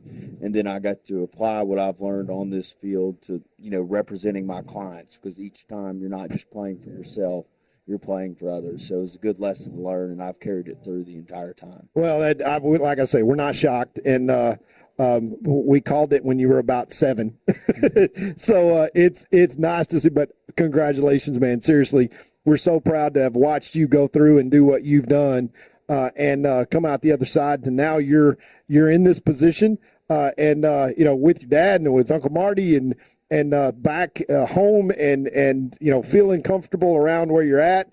Yes, sir. So is the game plan to basically say, okay, let's stick around and kind of figure some things out here for a couple of years? Yes, sir. Yes, sir. They like to keep me busy. I was in the Gregg County Courthouse, which is Longview, of course, on Monday. They had me taking depositions in Palestine on Tuesday, and I've taken depositions every day this week, so Wednesday and Thursday here at East Texas at our Longview office. 2 cases that are filed here in Upshur County, and then 1 case is filed in Rusk County down in Henderson. So I'm all over the place working for them, but I'm enjoying it. I'm learning a lot, and I couldn't have better teachers who take the time every day to explain to me what to do, how to do it, and really guide me. So I'm blessed. Well, fantastic. It is so great to have you back, and just rest assured, it wasn't that long ago when a dude that was my teammate that's sitting here beside you, your dad, was going to law school out in Lubbock, and Marty, and now we worried a lot more about them getting to Lubbock, passing the bar, and coming home than we worried about you. So if that makes you feel any better, that's the honest truth. But I tell you what, it just goes to show that you had great raising, and we're so proud that you're a product of Buckeye pride. And as we tell most of the boys that go on to do what they're doing, in football, you played in the NFL when you were here, and that stands for not for long, right? Yeah, As do we all. As it's a blink of an eye, and you're on to the next thing. And as your dad so eloquently said, it's not about what happened when you were here. It's about the lessons that you learned to take with you and you applied. And we're sure proud of you for passing the bar on the first try and being back with such a successful organization that your dad and your uncle have been able to put together here. And tradition continues with having Buckeyes still taking care of Buckeyes, and having you back is a wonderful thing. Well, Marty, have you taken more hours off now that Dane's in the office? I don't. We're glad to have Dane back. He is a hard worker. He's a very fast learner, and I tell him he is sort of the trailblazer for our next few kids that are coming along the way. I've got a son who's a 3rd year in law school. Right. Brent has a daughter who's 2nd year in law school, and then I've got my middle boy Graham who's 1st year in law school. Right. So I tell Gain he's the guinea pig for me and Brent to learn how to train young lawyers. So we're all proud of it. But getting back to the Buckeyes here, I see a lot of good things with these young Buckeyes, to be honest with you. My senior year, we started out 0-3. We finished the year out 6-1 and went 3 rounds deep and got beat by a school by the name of South Lake Carroll. Yeah, I remember. We know who they are. But yeah. You know what? If they can just catch lightning in the ball, they'll get the cart rolling in the right direction. I see some good things, clean some mistakes up, and they can make a run if they get in the playoffs. Yeah, I agree with you, Marty. And I think, it's always been the case here that you see the flashes of talent. But, I was down on the field when Pleasant Grove kind of got off the bus and walked around. That is a big old good-looking bunch of boys. And, Dad joked and said, hey, how do they have 27 seniors every year when they only got 45 guys dressed out? Well, because they're in that district where they can reload from 3 different school districts without penalty. And if that's not bad enough, they can go across the border with no penalty and bring in guys from Arkansas High and all the way to Little Rock. And I'm not saying that they do that every year. I'm just saying they've had 27 seniors for the last 5 years. Well, and they don't have 105 guys out in the program. Well, if they can clean some of their mistakes up, like y'all were saying earlier, this could very easily be a 10-7 or 7-7 ball game. Absolutely, absolutely. Well, it is awesome that we've got not just guys that are like y'all and here in the community that help us build everything, But, as old teammates, we care about it because we lived it. And it shaped us and it made us what we are. And we're fortunate to be able to kind of all be together still and this long and get to watch these young guys as they got to, kind of carve their paths and make their way. Like we said, lots of youngsters and lots of good things to look forward to, not just in the years to come, but I think is exactly like you said, this year we're going to make the playoffs. Now it's just a question of seeding and, who we're going to beat, but some things never change. And at the end of the day, those guys in red Adidas with the big C on the side of their helmet are still Carthage, and the Pleasant Grove Hawks are still Pleasant Grove. And the road to a state championship, which we've, traveled on several occasions, goes through both those schools. So we know what we're up against from the first Buckeye Maker. And when it comes, and I know, dang, you went through that enough times to know what Buckeye Maker is all about. And I can tell you that with these guys, we're young, right? I mean, we've got sophomores all over the place and asking guys to grow up fast. And unfortunately, they draw a district where you saw last week, Pittsburgh's not a pushover anymore. Pittsburgh's a good team. Van, that was our kids were shocked at how Van responded to beating us, and we're looking around saying, why are they celebrating like that, like crazy? And our coaches had to say, the last time they beat Gilmer, none of you were born. You think about that. They had never in their lifetimes beaten a bunch of guys with an orange G on their helmet. And so for years, it's been the product of success since Jeff Traylor's been here, where everybody's Super Bowl. Well, I will tell you, the first time I remember beating Van was the 1980 playoff. That's the first right. time Gilmer ever went to state championship, got beat by Cameron Joe. But that was a great game. I remember that game like it was yesterday. By district, and hey, I think that it was a tie game that we won on penetrations too, and that was a long time ago. Dang, we didn't play football the same way y'all play football, and not the same way that these guys play it. I think we pass now probably as many times in the game as we did during the season.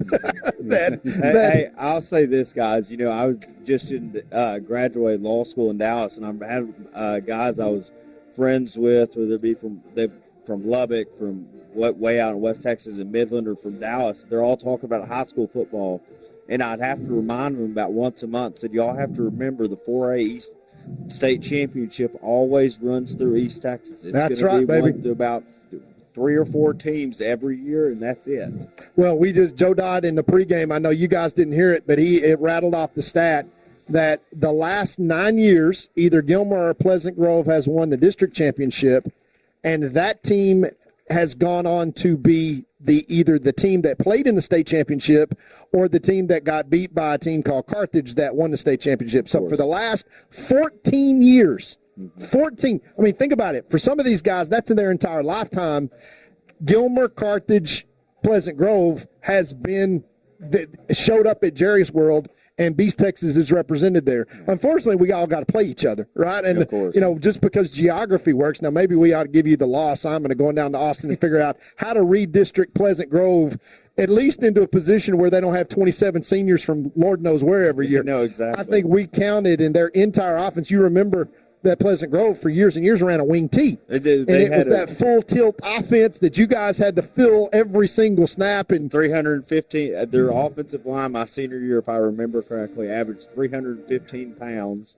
Their tight end weighed 330, and I, of course, played inside linebacker, and he blocked down every play. So they'd snap the ball. That guard would do the G pull, and I'd immediately look to my left to see if I was going where he's at. Y'all specialize in crashes, and you had to go through 35 of them every single time we played Pleasant Grove because it was a car crash every single play when you had to play defense. They basically decided we can't win like that anymore because we can't attract the athletes that we need. And let's be honest, in that district, every single morning when you wake up, you can choose to go to another school. And they're all in each other's district, so it's just like Dallas in those situations where you can be in one house and live in 3 school districts all in the same time. And so, we got to compete against that. Unfortunately, the way that everything is divided up, the Buckeyes have always been far enough north that there's not enough 4A double Division II teams. We just pick them up every year because they can't go anywhere in the district. There's not enough of them. So hopefully the UIL will kind of decide differently and watch what will happen, Brent. We're going to have to call you because they'll put us in a district with Carthage. Well, I tell you what, guys, it's so good to have you here in Gilmer, and quite frankly, we don't know what we would do without you professionally, because there's so many things that you guys don't just support. We couldn't do it without you. We literally couldn't do it. And it's just the best part is that, you're Buckeyes. You've been with us our whole lives, and you are where your heart is, and where you're choosing to not only raise your kids, but the kids come home and kind of pick up where you left off. That just shows you're doing something right.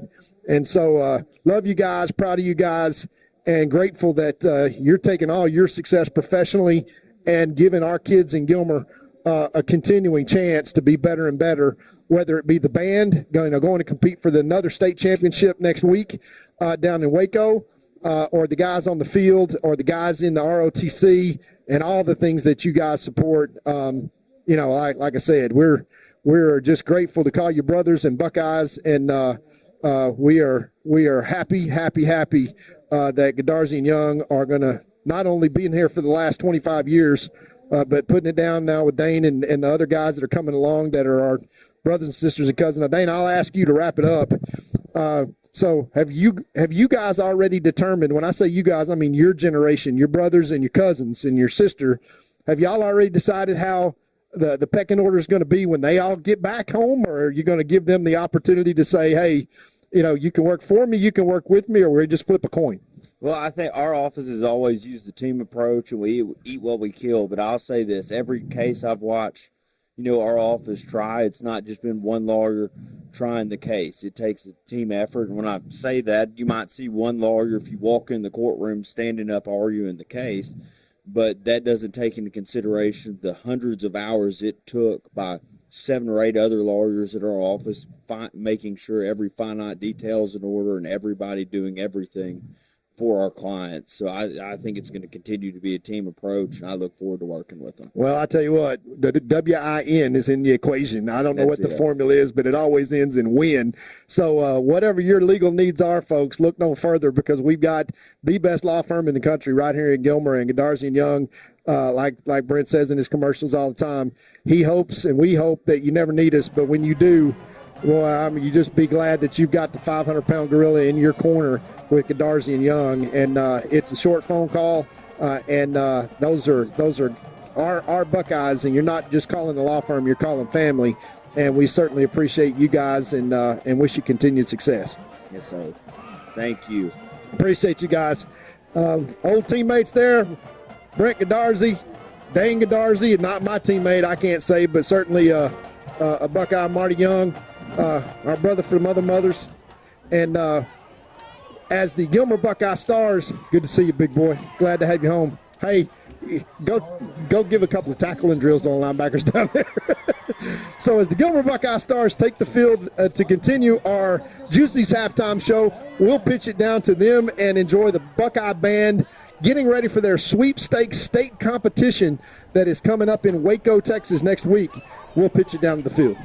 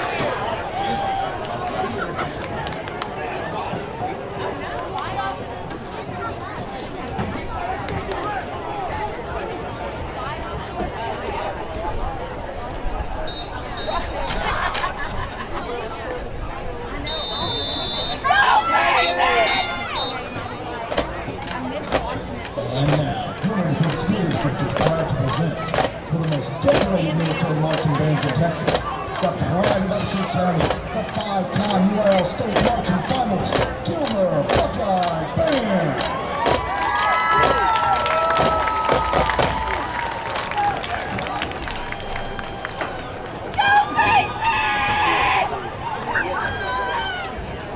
Under the field command of Senior Drum Majors Carter Garment and Genesis Sanchez, with featured twirler Amy Sanchez. The band steps off to Sweet Home of Liberty Fanfare by Sachinsky, Cyrus the Great and Emblem of Freedom by King, and God of Our Fathers, arranged by Larry Ward.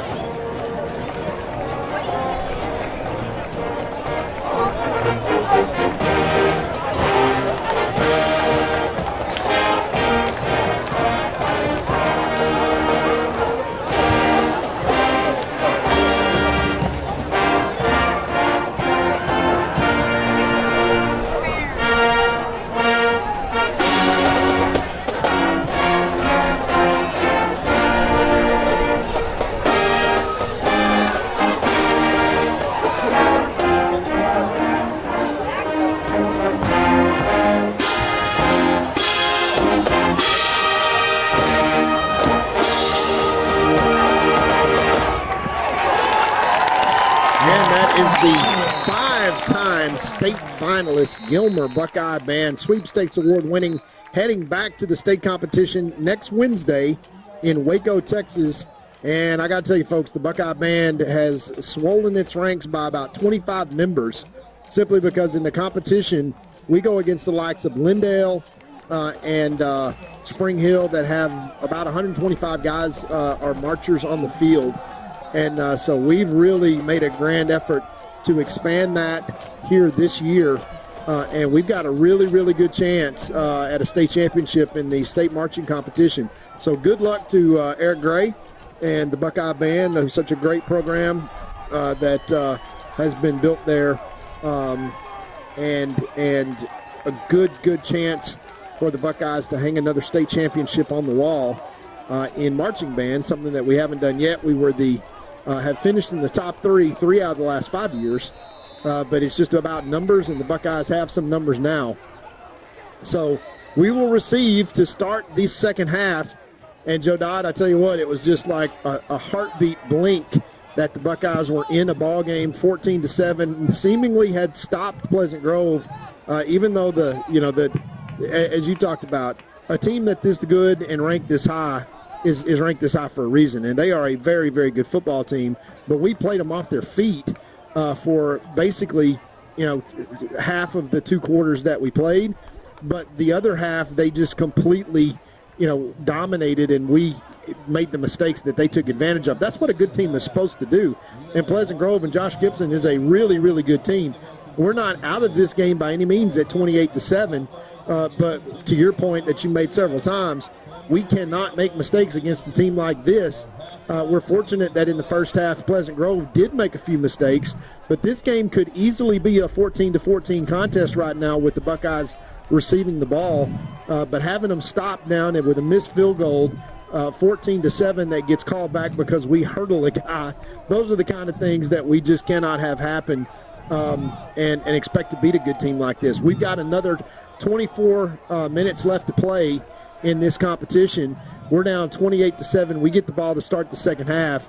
We need to grab momentum by the throat and ride that wave all the way in if we're going to have a chance here to compete for a district championship again. So second half left to come, and here's the kick. They are going to kick deep once again, and that's going to be returnable at the 3. And the Buckeyes have a seam and break this out to, once again, the 26-yard line. So, Joe, at some point, we got to be able to break one of those, but really good coverage by Pleasant Grove, as it seemed like every single kick return that we've got, we have a chance, and we've got a good run and start at it. If you think about it, the 26-yard return is really good statistically, but when you start at your own goal line, you wind up starting at 26. So the Buckeyes start 1st and 10 now from their own 26-yard line. We are 74 yards away from pay dirt, and we need to get there more than once to make this a ball game. Straight ahead handoff. Horn stays on his feet and keeps driving out beyond the 30-yard line.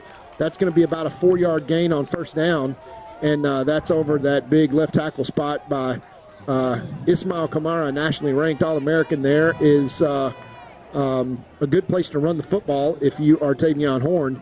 The great news is that Big Kamara will be back next year, and the really good news is Horn will be back 2 years after that. Just a sophomore, as lots of these key positions, and here comes pressure, and we will look to fire that out, and Zayd Taylor fumbles the football, and it looks like we got back on top of it out to the 40-yard line as Zayd was scrambling, and Pleasant Grove has got the football, and Zayd fumbles for the second time in a row. And watch, he trusts his feet to carry this, but he doesn't tuck it away, and it gets knocked out, kicked around. It looked like we had a chance to recover it, but we turned the ball over again inside of our own territory. Once again, just mental unforced errors on our side that put the defense back on the field, and just mistakes that you can't make against a good football team. They swat down at the ball if we don't put it away, and just the fundamentals there wind up biting us. As they trying to make a play, it was a right play, right read, but didn't put the football away. And he doesn't do that because he thinks he can, look up and throw it. But 1st and 10 now for Pleasant Grove from the Buckeye 35. Twins to the right side, twins out the left-hand side, offside back. They're going to drop back and throw. They're going to try to take a jugular shot and throw deep. And there's a wide-open receiver down to the 10-yard line. That's the same pass that they scored on in the first possession. That is the tight end, the inside receiver, as they clear that route. And hopefully the safety bites. And in this case, we at least had a safety there to make the tackle. But it is going to be 1st and goal for Pleasant Grove after the Buckeye turnover on just the second play of the drive. Once again, giving Pleasant Grove the ball deep in Buckeye territory. Trailing 28-7, 10:37 left and counting in the third quarter. Trips to the right-hand side, single receiver out to the right-hand side. They're going to throw this incomplete. Good coverage there by the Buckeyes. But putting the black flag once again in a really, really bad position. Turning it over, and the Pleasant Grove Hawks, as talented as they are, don't need any help. and that is the second drive in a row that a fumble has led to potential points for Pleasant Grove. They ended the half with 3 unanswered touchdowns, 2 of them based on us giving them great field position, and we've done the exact same thing here. Twins to the right, run and play up the middle is going to be stopped by the Buckeyes dead to rights for probably 1 yard gain, if any, as the Buckeye defense holds that for no gain. Brings up 3rd down and 10. Now let's see if the Buckeyes can maybe force a turnover themselves here, because this is going to probably be a passing. Now, if Pleasant Grove runs the ball here, they're telling you they're going to go for it on 4th down. Josh Gibson has seen enough of this Buckeyes over the years to know that when you got an opportunity to put a nail in the coffin, you do it. They're going to drop back to pass. They're going to loft this one up into the end zone, and that's going to go out of bounds, incomplete, and bring up 4th down and 9. And this will likely be a field goal attempt coming for Pleasant Grove. And as soon as I say that, Joe, the offense stays on the field. And now the offense comes off, or the quarterback comes off. And I think the kicker is going to come on here to attempt what will be only a 16-yard field goal. No, they're going to go for it. The quarterback comes back on the field. And the black flag has an opportunity here to erase the damage done by a turnover. That is going to be, once again, a lob pass. Incomplete, and the Buckeye defense holds. So just a battle of wills there. 3 straight times they throw it in the end zone, and 3 straight times the Buckeyes defend, and the offense comes back on the field with 90 yards to go now, and with 9:39 left to play in the 3rd quarter. Basically 2.5 minutes have gone off the clock, and we're kind of right where we started, minus a really bad return. So I just choose to believe that the game stopped with 7 minutes left in the 2nd quarter. It was 7-7. I'm just hanging on to that. Hang on to that belief, which was true. And quite frankly, the Buckeyes have had their moments where they played very well tonight, but also had their moments where they've self-inflicted some wounds. There's going to be a handoff to Horn behind a huge block there. That's Kamara's block. It's going to get him 5 yards. Cuts right off the hip of big number 72. You watch this replay. You know, you're in such a bad position when you're down 3 touchdowns to a team like Pleasant Grove, because, you know, a 1-point loss is really no different than a 40 or 50-point loss. And but when you're in this, you know, as a coach that's calling plays, you know, do you want to pound it with a good running back and good line, but knowing that they'll probably stack the box, or you can score that way.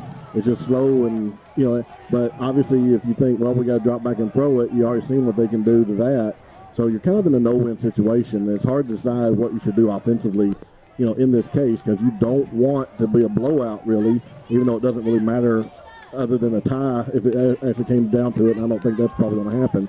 So what do you do? Do you just try to run the ball, or do you try to throw it? And it's, usually we're not in this position. So it's hard to determine. Well, we saw the replay, 1st down and 10, as Solomon Jackson didn't look for the ball. We ran the ball 2 times in a row for 6 yards each, and just ran right by that power behind the left-hand side. That's that load play that Horn just runs right off the hip block of big number 72, picks up 6 yards, and we move the chains. Then we try to play that linebacker. You see him right in the middle of our picture, number 20. They're playing cat and mouse on coverage, trying to disguise coverage. And we're going to hand it off to Horn once again, who, let's say, gets 3 yards on 2nd down. And I sure would like to see him bounce that to the outside just a little bit. He's a great running back, and he relies on his strength and, downhill running ability. But on a play like that and a few others every now and then, I think if he just bounces the outside just a little bit, it'll be interesting to see what would happen. Yeah, well, he'll learn, and he's a sophomore, and in his first season, first varsity start, he already has offers Division I to places like Texas Tech. So they recognize his size, speed, and ability. But that vision is something that comes, and eventually you learn to feel that, not just see it. Here comes pressure up the middle as holds up, and Zay Taylor escapes out the right-hand side and picks up big yardage all the way out to the 42, moves the chains for the Buckeyes. So 7:52 left, and Joe, as you said, it's great to see the drive happen, but you gotta see it fast. We're down 3 scores, and pretty imperative that the Buckeyes, if they're going to have long drives, you got to think in this half, they're going to have basically 4 possessions. But if you use 6.5, 7 minutes on one possession, you may have 3 possessions. You're down 3 scores. That means you better score on every time you touch the ball and hope to get a turnover somewhere to kind of make the clock your friend, because we are a fourth of the way through this second half already, and we are dodged a bullet by turning it over and holding up on defense. And now we got to turn that we got to turn that into points. Zay Taylor got all the room in the world to run, plants his foot and gets upfield and gets a couple of yards anyway. Fans not so happy.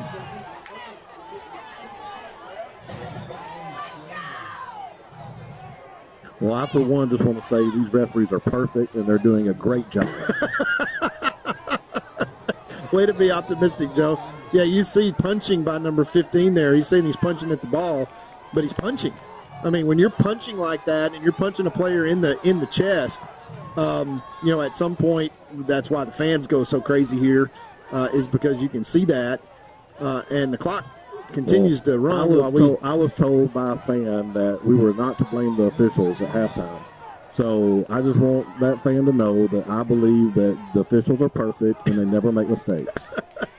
2nd and 9, dropping back is an out route to number 18, Gage Trosbach, who fights his way forward to make this a 3rd down and very manageable. In the short shadow of midfield, we're at our 49. We need their 49, so it's going to be 3rd down and 2. Most likely, barring some kind of a negative play, Joe, this has got to be 4-down territory if we can't figure out how to make it here. But this is probably a running play. I could see us punting and trying to get them, flip the field a little bit possibly. I mean, we had a punt that should have been at the 1, but we kicked it into the end zone. Yeah. So I would be okay with that right now. There's enough time in this ball game and everything, and it's difficult. To me, that's what I'm saying. It's such a hard thing to do now as an offense behind. As to what do you do? It's just hard. Yeah, but 3rd and 1, hopefully, get it and go for it. Yeah, we make a 1st down and get to the 48-yard line, so we don't have to have that question answered. 1st and 10 Buckeyes. But now, to your point, we got a long drive and a lot of football left to play that we've got to execute. Good protection, breaks down. Zay Taylor tucks it this time, turns it upfield, and gets all the way to the 35-yard line, gets out of bounds. But Clock's got to stop. One thing you notice, we have to leave a back in, and sometimes 2 to help with pass protect against their 4-man rush often. Yeah. So we've got 6 usually trying to block their 4, and that math doesn't add up very much either. Yeah. Yeah, that's exactly right. And they're going to say Zayd stepped out at the 36-yard line, but they're going to give us a 1st down, which is the point here. 5:50 left to play in the 3rd quarter. We need to probably score twice in this 3rd quarter, and half of it's gone.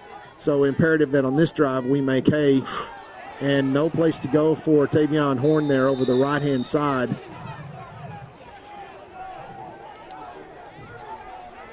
And we should probably run to the left side a little bit more. Ismail is winning his block. Let's do it like that. Well, he's creating a human highlight film as all these unfortunate souls over here on the left-hand side are taking turns wearing number 72. And I've kind of noticed it looks like the opposing teams always basically just put their worst defender on him.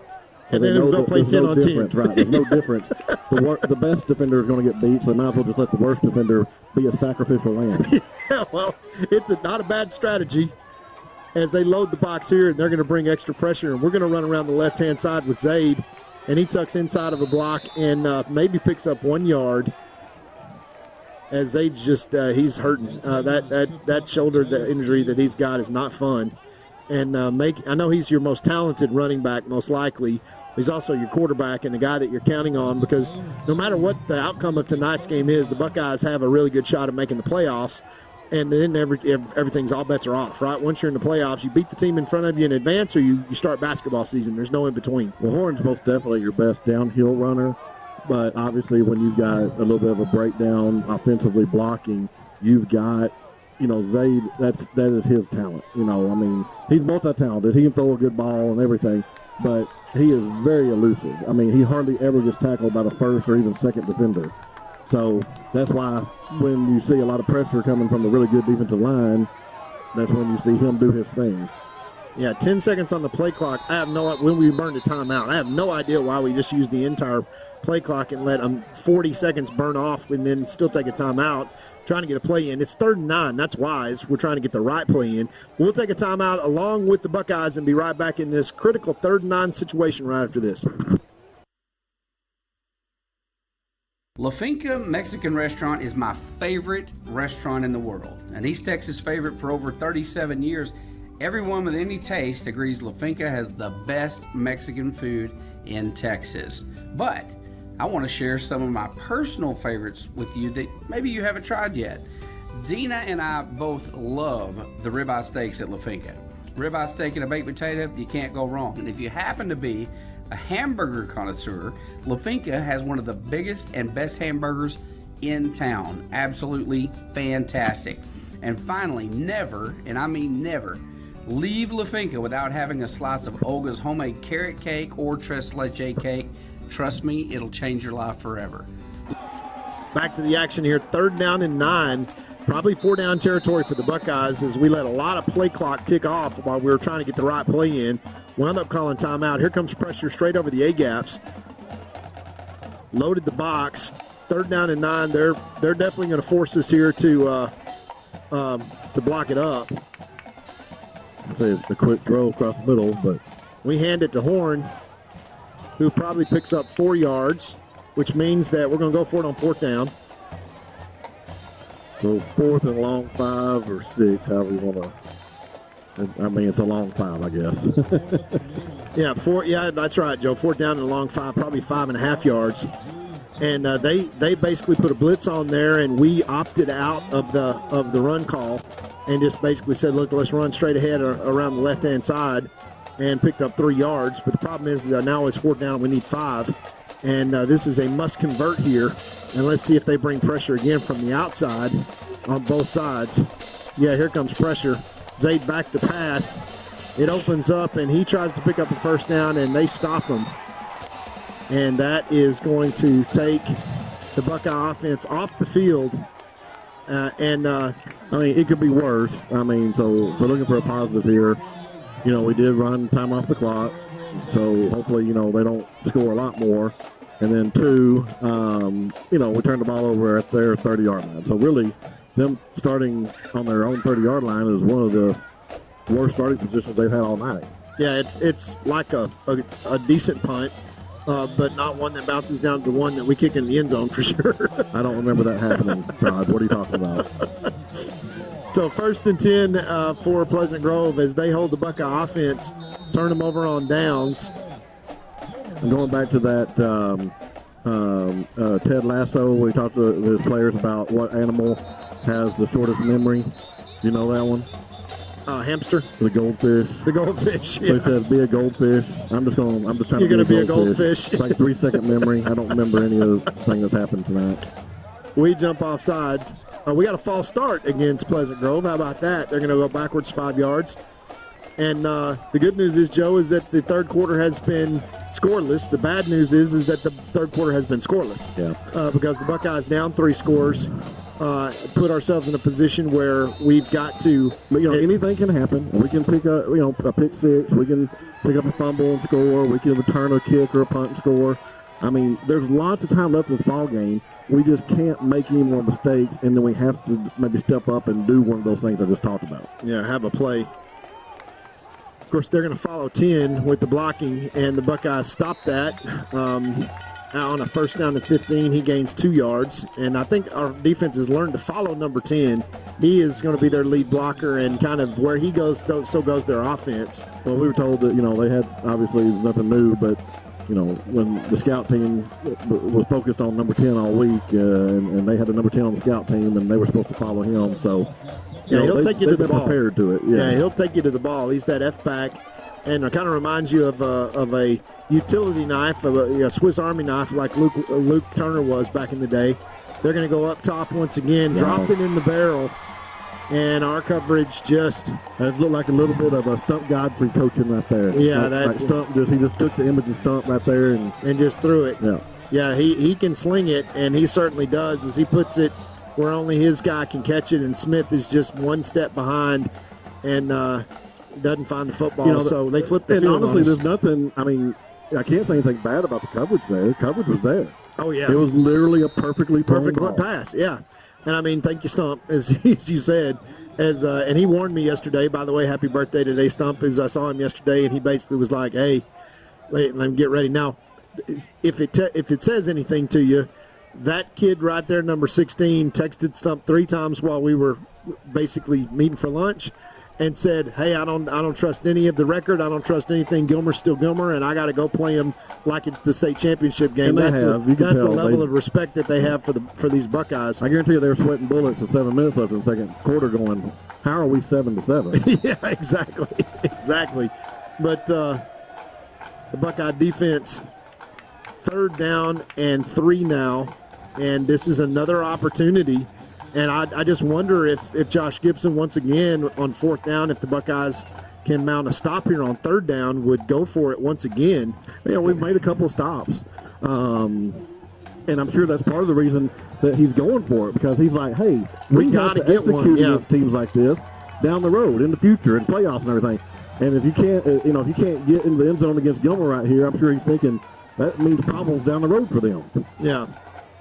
And there's a running play with motion that is going to pick up about 6. Good team tackling there, because he made a couple of guys miss, but there were enough Buckeye defenders there that didn't gain a lot of yards. Yeah, picks up the 1st down. It's going to be 1st and goal once again. So the Buckeye Black Flag finding themselves in this situation again. 1st and goal. This is where they made a stop on the last 1st and goal opportunity. The difference is that there's not 11 minutes left in the 3rd quarter. Now there's 1 minute left in the 3rd quarter. So, believe it or not, the Buckeyes have played not just on the scoreboard, but also statistically pretty much a stalemate for this entire 3rd quarter. And if they can stop them here, they will have basically said, okay, we played to a 0-0 tie in the 3rd quarter. Problem is we're down 3 scores. And that's great defense by the Buckeyes right there. That's Ector coming up from his linebacker position and making first contact. Smallest guy on the field, but probably the biggest heart. And he makes play after play after play. Well, like you said, other than, the big completion on a perfect pass they just threw, it's been a draw pretty much this 3rd quarter, which, doesn't help the Buckeyes win a ball game because they had the disastrous last 7 minutes of the first half. But, they're going to let the clock run out apparently, so at least for the 3rd quarter you can say it was a draw. We more or less played them to a draw. That's fantastic. It does show a lot of heart, a lot of gut, a lot of determination, no giving up from the Buckeyes and the coaching staff, which we expected. Not a single one of us thought they're in there at halftime saying, well, guys, let's get this over with, That doesn't happen here. So, this doesn't surprise me at all, but what we'd like to see is at the beginning of the 4th quarter, let's see if they can finish off stopping this drive, or at the very least maybe forcing a field goal attempt instead of giving up a touchdown. Yeah, exactly. Well, we'll take a quick break and come right back with this 4th quarter. Buckeyes trail 28-7. We'll be right back. Supporting the Gilmer Buckeyes for over 37 years.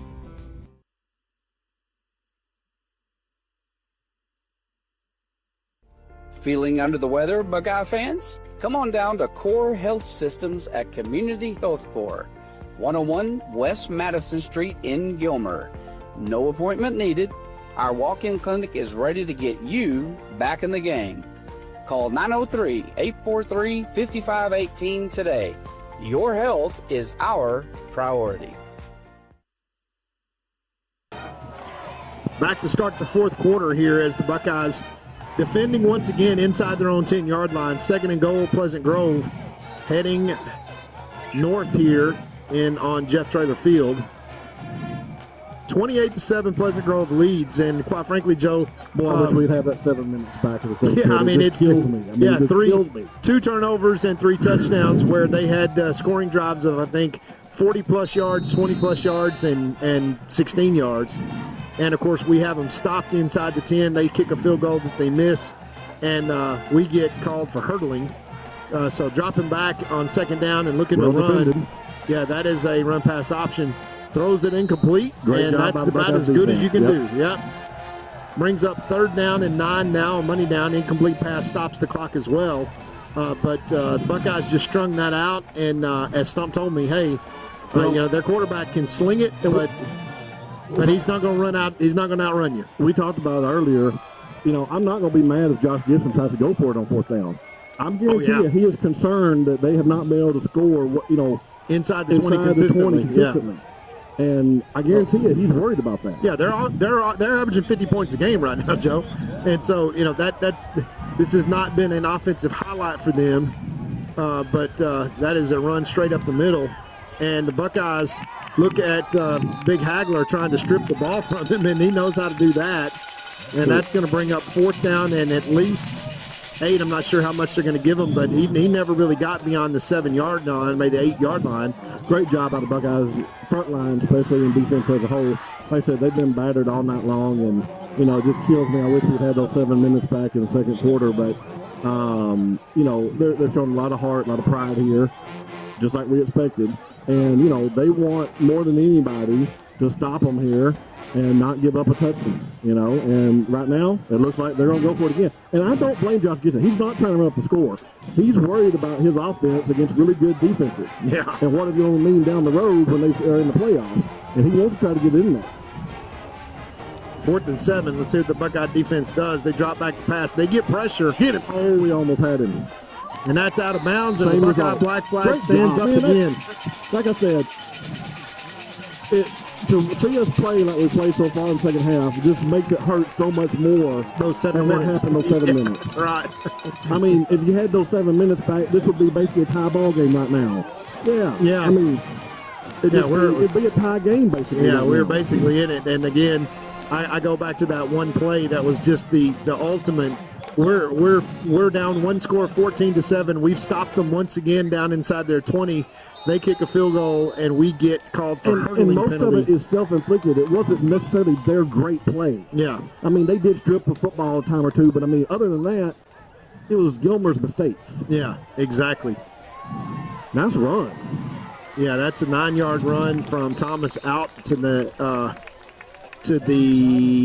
16-yard line. Well, which is huge. I mean, because, you're taking the snap at the 2-yard line in this, spread offense, and you hate to take a snap at the 2-yard line. Yeah, you don't want to do that. Breathing room. We got a first down out of that, and a nice first down run. And kind of happens when we run to the left-hand side is that we just need to keep doing that and figure out ways to keep scoring points. There's a little slip screen that went nowhere. Somebody missed the block on that one. Yeah, we don't block the tight end at all. And you see Mansong and Ismail Kamara having a conversation of who's supposed to block that guy. And I'm not sure who was going to win that argument, but somebody didn't. And that lost a yard instead of gaining a yard. And it's 2nd down and 11 now. And that's a bad feeling as a receiver or running back that's getting a screen pass like that. The second you get it, you get hit. Yeah, I mean, no fun for sure. 2nd and 11. Here's the snap straight ahead. Thomas is going to make one cut and maybe get 1 yard back. Keeps that ball protected. He had it up a little bit high, and I was afraid they were going to grab it. Yeah, and we're back to running it out to the right side now. I know we got to keep it honest, but we are just so struggling with injuries on the offensive line. And now it's 3rd down and 9. Somebody's got to make a play here to keep possession so we don't basically pick up one first down and then have to punt it back away.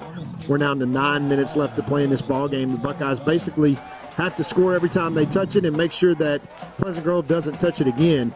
It's going to take a couple of onside kicks. Here comes pressure from the outside from number 15, who's probably their best defensive player. Great protection on that front, and that ball's broken up. Yeah. Really good defensive play by number 2, Pleasant Grove there.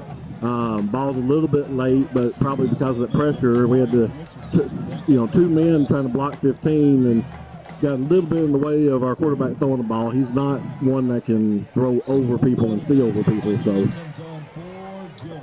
We did pick up at least one first down and held on to a little bit, more. And we have a punter that has the ability to go 50 yards. So let's just see what happens here. Yeah, and Once again, the stalemate in the second half continues.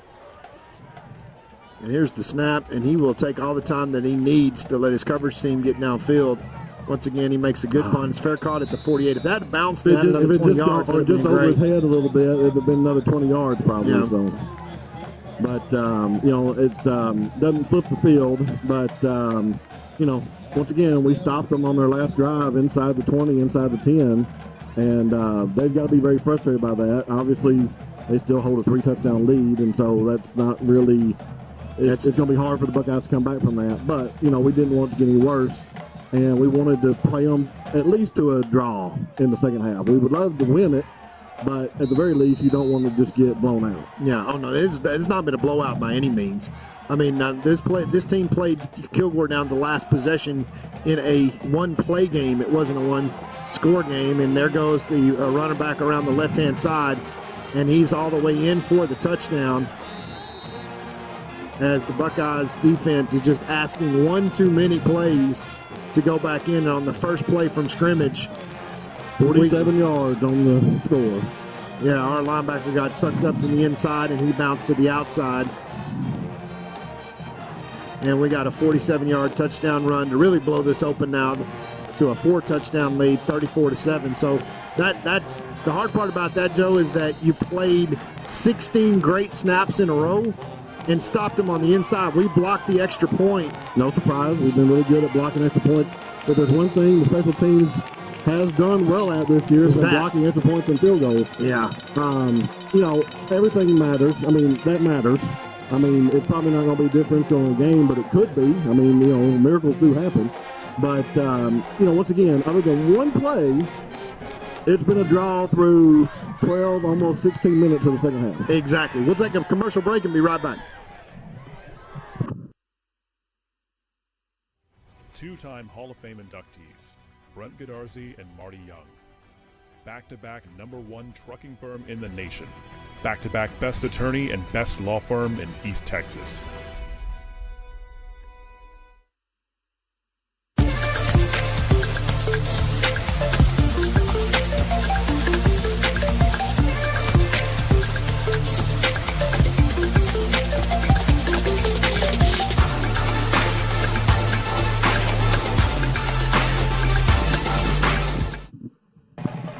Back the action here as Pleasant Grove takes a 34-7 lead, and after 16 plays of defending, some of them inside the red zone and getting a stop, the Buckeyes give up a 47-yard touchdown. Now we're returning this from 2 yards deep in the end zone, and Thomas, not a good decision. Yeah, only gets it out to the 17-yard line. So once again, the offense comes on the field. We got a first down, and then to his credit, I'm sure he's thinking, I want to be aggressive. I want to make a play. Make a play, see what happens. If I can break one tackle, maybe I can pick up 30 or 40 yards.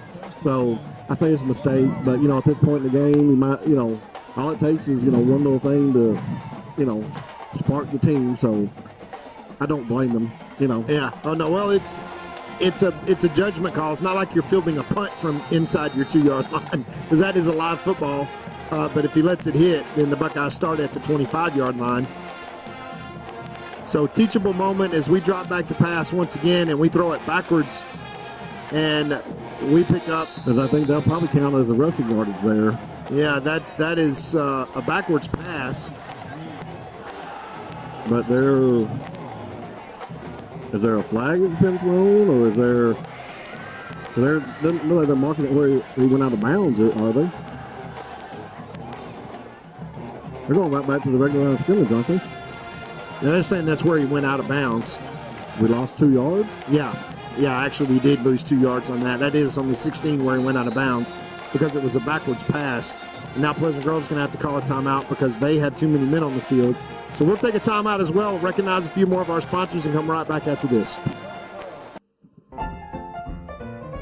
Since 1900, our customers have relied on and placed their trust in First National Bank of East Texas. Today, we remain committed to earning that trust and serving the needs of families and businesses throughout East Texas. Because time never stands still, you can depend on us to meet the changing needs of future generations for the next 125 years. You can bank on that. First National Bank of East Texas.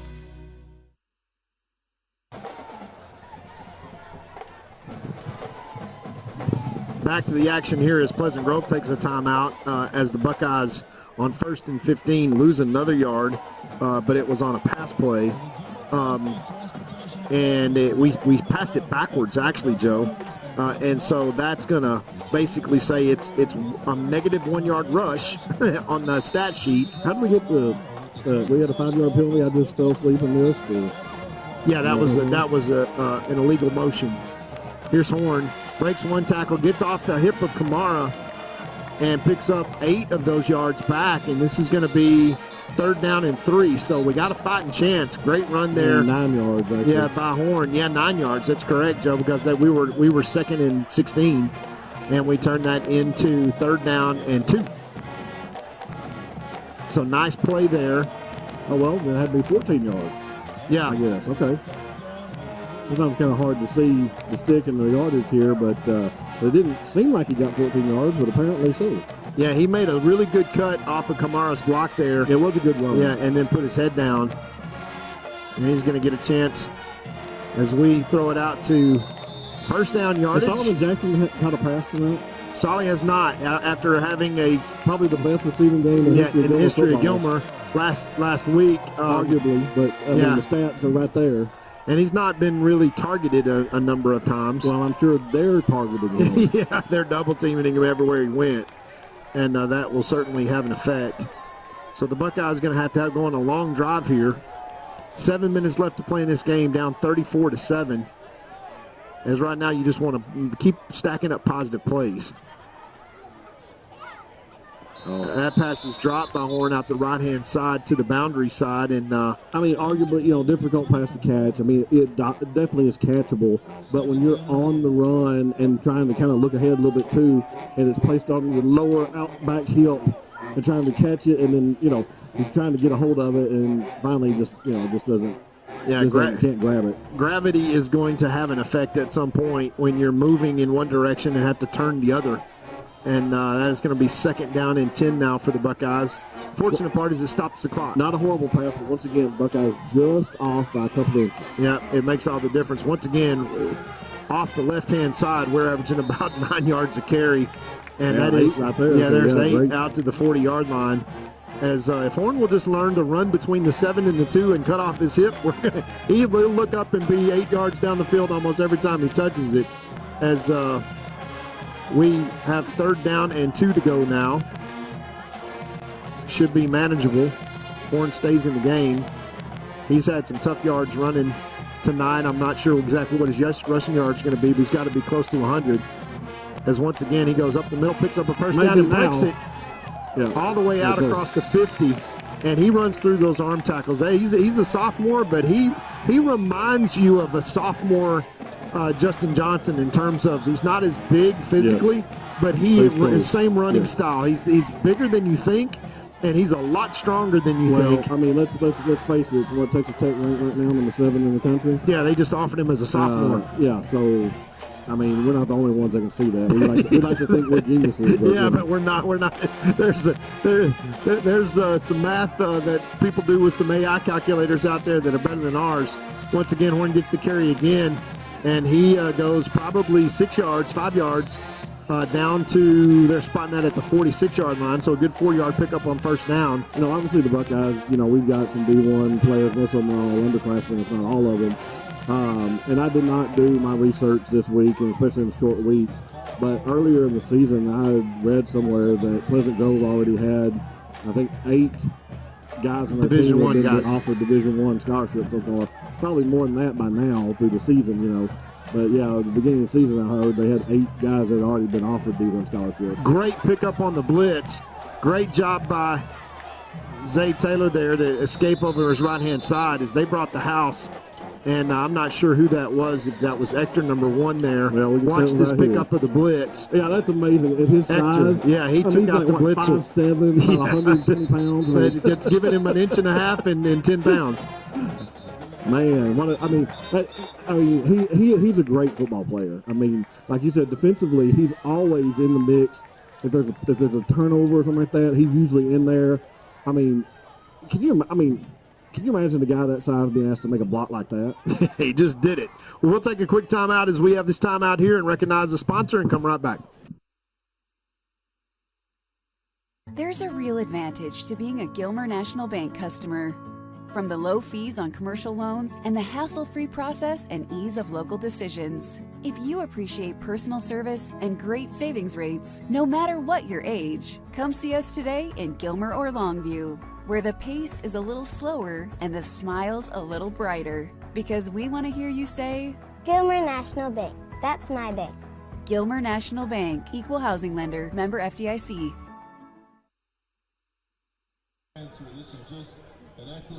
Back to the action here. 5:06 left to play in this game, but the Buckeyes driving, and as Joe Dodd just said, minus 7 minutes in the third quarter and one play the second half. In the second half. This has been kind of a draw, I know it's going to be painful for the coach and his entire staff, Coach Metzel, to watch this game because we have not been outplayed tonight, Joe. That's not been the case. I agree. We've not been physically overmatched. We've not been outplayed. Certainly the scoreboard's tilting in the wrong direction. And I'm sure, any Pleasant Grove people that might be listening, which don't, me and E, because they've got one or two broadcasts of this game, or even people that are cynical Gilmer fans, if they think we're trying to blow smoke or just make excuses or anything, we're not.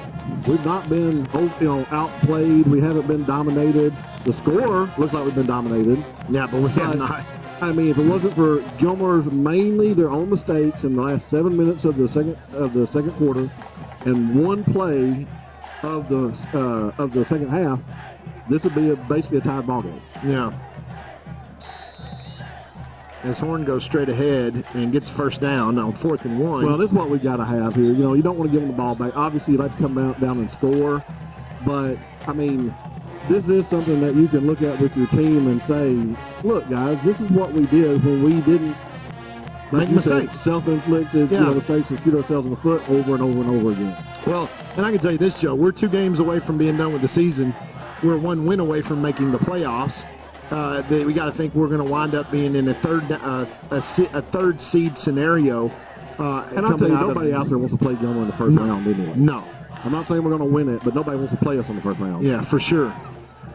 Nice pass out, nice read, and we go for 0. That's just a good tackle, open field there by number 20. He's a good football player out there, that linebacker. I mean, we've won basically, I think, 20 first-round games in a row or something like that. So nobody wants to play us in the first round. Yeah, no, and not – if we can put it together, because, Joe, remember, this team last week against Van, we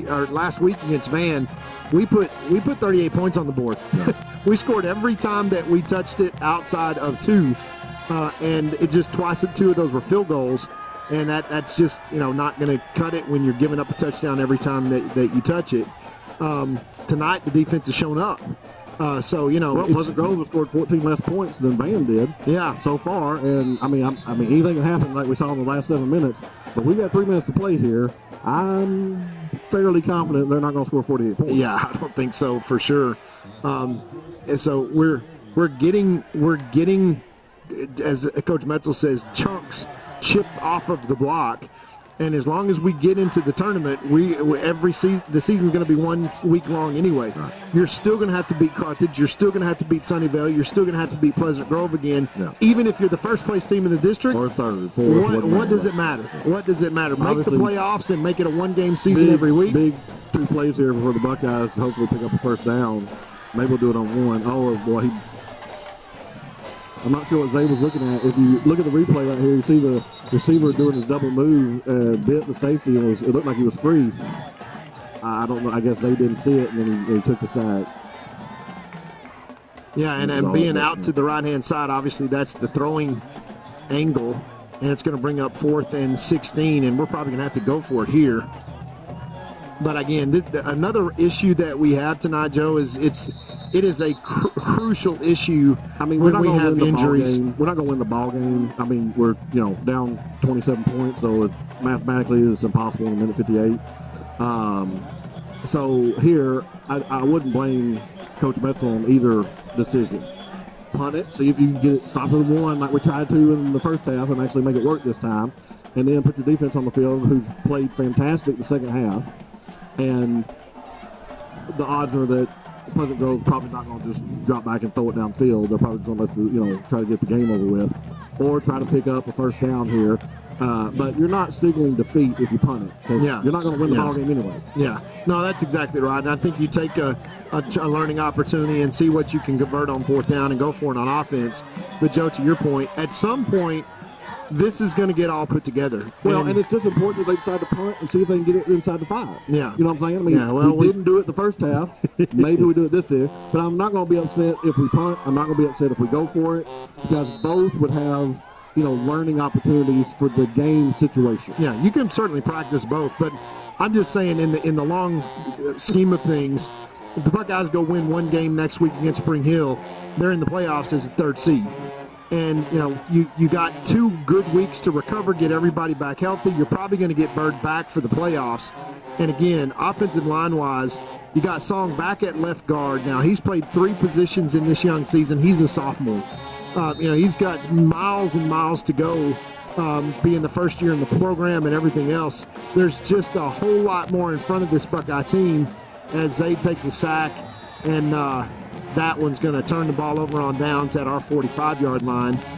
But that's just a broken play that Zaid just eats that one, and the Buckeyes are going to be a minute 55 seconds left from their 2nd straight district defeat. But let's be realistic here, Joe. We're going to be the 3rd seed in the playoffs. 3rd seed in the playoffs, you're going to get the 2nd place team from another district, which is likely from Carthage's district, Athens. But Athens doesn't want to see us coming. That's assuming we're going to beat Paris North Lamar. I would make that assumption. Okay. I'm not sure you and I aren't going to get to play a couple of snaps on that game, but I do think that that's a safe assumption. But I'm just telling you, nobody wants to see these Buckeyes coming at them. Number 1 breaks loose down the right side, and he's going to score on one play. And so that's 2 plays in the second half. Yeah, that's very reminiscent of the last play. As we watch the replay, this is just a sweep, and we lose contain outside, and we just ask our defense to play way too many snaps. And I think the defense has actually done a really good job, but that play is just, we have no gas left in the tank. We have no gas left in the tank. So this is going to stretch out and look a lot worse, Joe, than it has been. So on the scoreboard, it looks like a blowout, and it's anything but a blowout in reality, as the Buckeyes have just had about 9 different plays that are going to wind up being teaching moments that if any 4 of those plays would have gone differently, entirely different ball game. So we're going to recognize a few more of our sponsors before this game ends, and lick our wounds and go to Spring Hill looking to make a playoff seed to the number 3 spot and take our chances going into the playoffs. We'll be right back after these messages. For nearly 150 years, Crowley Funeral Home has offered the highest quality in funeral services to the families of Upshur County for a fair and reasonable price. Led by Gilmer graduate Troy Murray, our staff stands ready at all times to tenderly guide your family in their time of need in all aspects of funeral planning, such as pre-need and at-need, and all types of services from cremation and memorial services to traditional funerals, with attention to every detail. At Crowley Funeral Home, we've been treating families as our own since 1883.